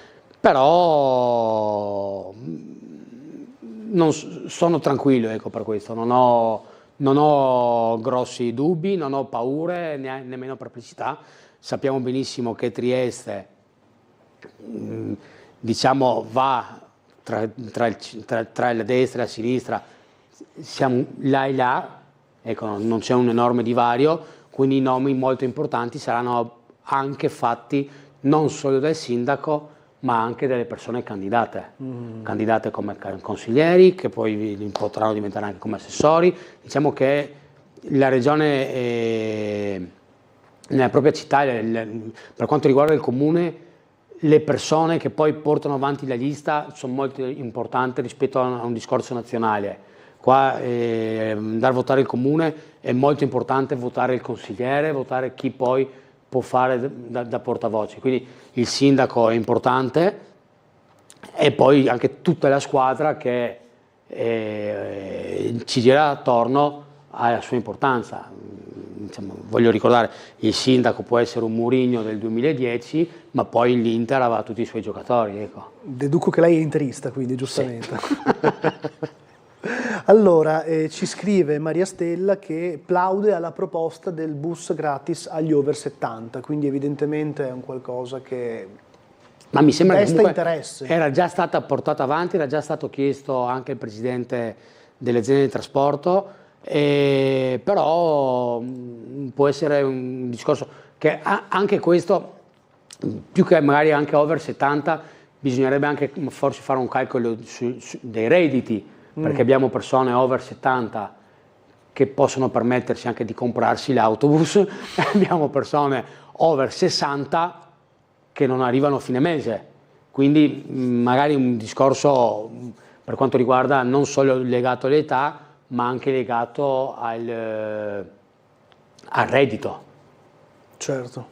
Che per questo comunque c'è già un buono anche della regione che va incontro a chi ha problemi di redditi. Adesso la flotta adesso è anche stata, come dire, ottimizzata con i nuovi dispositivi digitali, no? Digitali. Per accedere. Lì ci vuole sempre un po' di adattamento. Sì, diciamo, insomma, sì. Va bene, alcuni anziani va bene, forse... però stiamo parlando magari di persone un po' più anziane, persone come me che per quanto riguarda la tecnologia ne farebbe volentieri a meno, quindi è un aiuto, ecco, ben venga. È un'ottima cosa avere la possibilità di comprare anche biglietti a bordo con le vie telematiche, quello che si fa in più va sempre bene. Allora, contenti dell'arrivo dei nuovi poliziotti, però vogliono sapere quanti esattamente andrebbero a sostituire i trasferiti o i pensionati a Trieste. È chiaro che è un dato ancora parziale, non ce l'abbiamo, ma sappiamo che il saldo è positivo. Quindi sappiamo che il saldo è positivo, sì. Comunque ne arrivano di più, insomma, quindi questo è per rispondere al Sì, come è andata anche a crescere la flotta della polizia municipale in questi anni, vediamo che l'organico è aumentato non solo l'organico, sono aumentate anche le caratteristiche, cosa vanno a fare nel territorio. Siamo riusciti a portare a Trieste l'unità cinofila, questo qua per me è stata una bellissima cosa, una battaglia che ho portato avanti fin dal primo mandato. Quello che mi piacerebbe sarebbe rafforzarla. Adesso abbiamo un unico cane, riuscire a portare a crescere l'unità cinofila, perché abbiamo visto che ha portato da subito un aiuto con dei numeri con dei numeri forti in crescita per quanto riguarda appunto sia la sicurezza percepita che anche gli episodi di microcriminalità, microspaccio, quindi insomma ha dato una mano sul nostro territorio. Pochi giorni fa c'era anche la conferenza stampa dell'assessore De Gavardo per i pattugliamenti di Barcola, che è una cosa che abbiamo sempre chiesto io e il consigliere Tremul, di tenere d'occhio il lungomare, ovviamente nel periodo estivi, perché ricordo abbiamo già vissuto episodi di bande che decidevano di autoproclamarsi imperatori dei topolini, e dopo per fortuna insomma hanno durato poco. E il lungomare triestino è vissuto soprattutto da famiglie e da persone anziane, quindi anche un ringraziamento per quanto fatto dalla Polizia Municipale sul lungomare di Barcola, secondo me va espresso. Ho una telefonata, pronto? Pronto, buongiorno, chiedo scusa, io buongiorno. Ho tre considerazioni da fare, comincio con la prima. Allora, non sto difendendo gli extracomunitari nel modo più assoluto, però non possiamo ridurci a dire italiano c'est bon, straniero c'est cattivo. Questo mi sembra assurdo, perché le truffe agli anziani non viene uno a chiederti loro a casa in savatta e col turbante in testa. Ecco, per cui queste sono cose che fanno anche gli italiani. Ecco, andiamo a distinguere, invece si fa tutto di ogni erba un fascio, no? Ecco, la seconda riguarda quello della polizia. Io personalmente, che condivido, beata allora che ci sono, meno male che ci sono, che Dio che dà la salute, ecco, però sa, 6 mesi di corso, perché il corso dura 6 mesi, è un po' pocchetto. E che faccio un esempio al suo ospite. Lei le si faria verder la panza di un chirurgo che ha fatto un corso di 6 mesi. Ecco, per cui la preparazione è pocchetta. Sono due robe diverse, no, la vita è la vita. No, due robe diverse. No, uno che ha un bisturi e uno che ha una pistola. Le due robe diverse. No, spieghi la diversità. Due conoscenze diverse, l'anatomia di una persona è completamente diversa dalle leggi per quanto riguarda la difesa di una persona. Ma guardi che non basta la legge per fare il poliziotto. I devi avere anche un'infarinatura per quel che riguarda la psicologia. I devi sapere se è un schizoide o schizofrenico davanti. Sì, vabbè. Questo non si sa. No, le affermo che fa 23 anni del corso. Ah no, bisogna buttarli fuori subito. No, affermo che fa 23 anni del corso. Mandiamoli in pensione direttamente. Beh, poco via. Mandiamoli in pensione direttamente. Iniziamo a fare oggi il corso che devo la pensione. Allora, di cosa stiamo parlando? Questo, una volta si faceva la leva e dopo un anno si partiva militare. Di cosa stiamo parlando? Sì, ma ti andavi a fare il militare. Ma dai. E qua invece dovevate fare con la gente. Appunto, e per imparare a trattare con la gente bisogna stare in mezzo alla gente.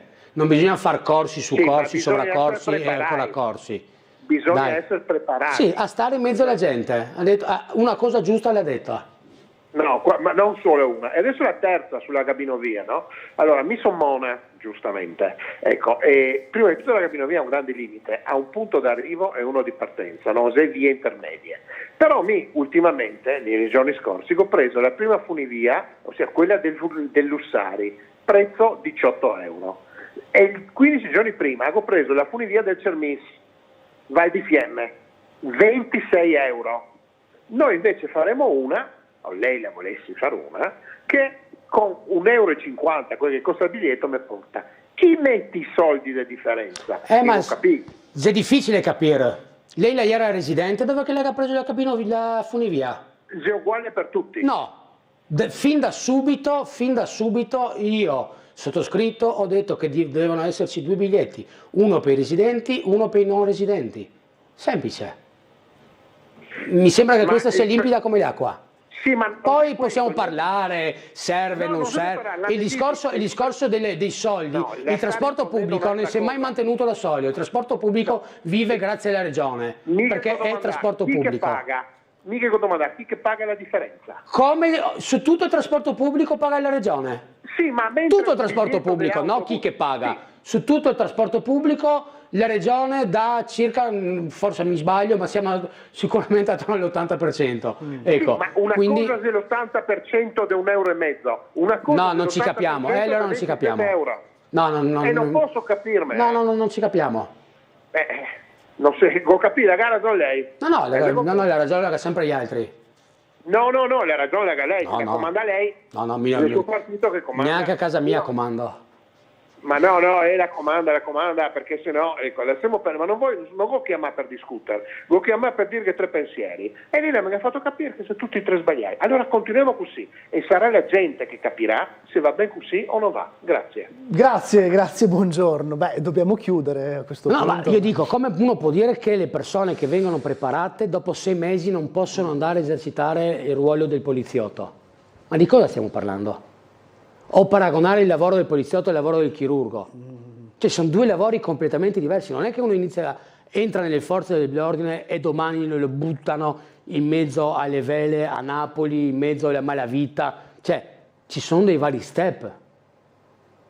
E ovviamente la formazione dove te la fai? In strada.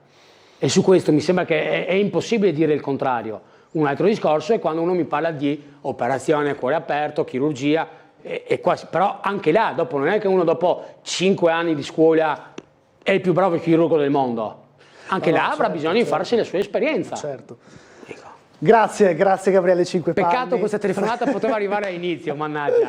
Grazie per essere stato con noi. Grazie a voi tutti per averci seguito e buon proseguimento con la vostra giornata. Arrivederci.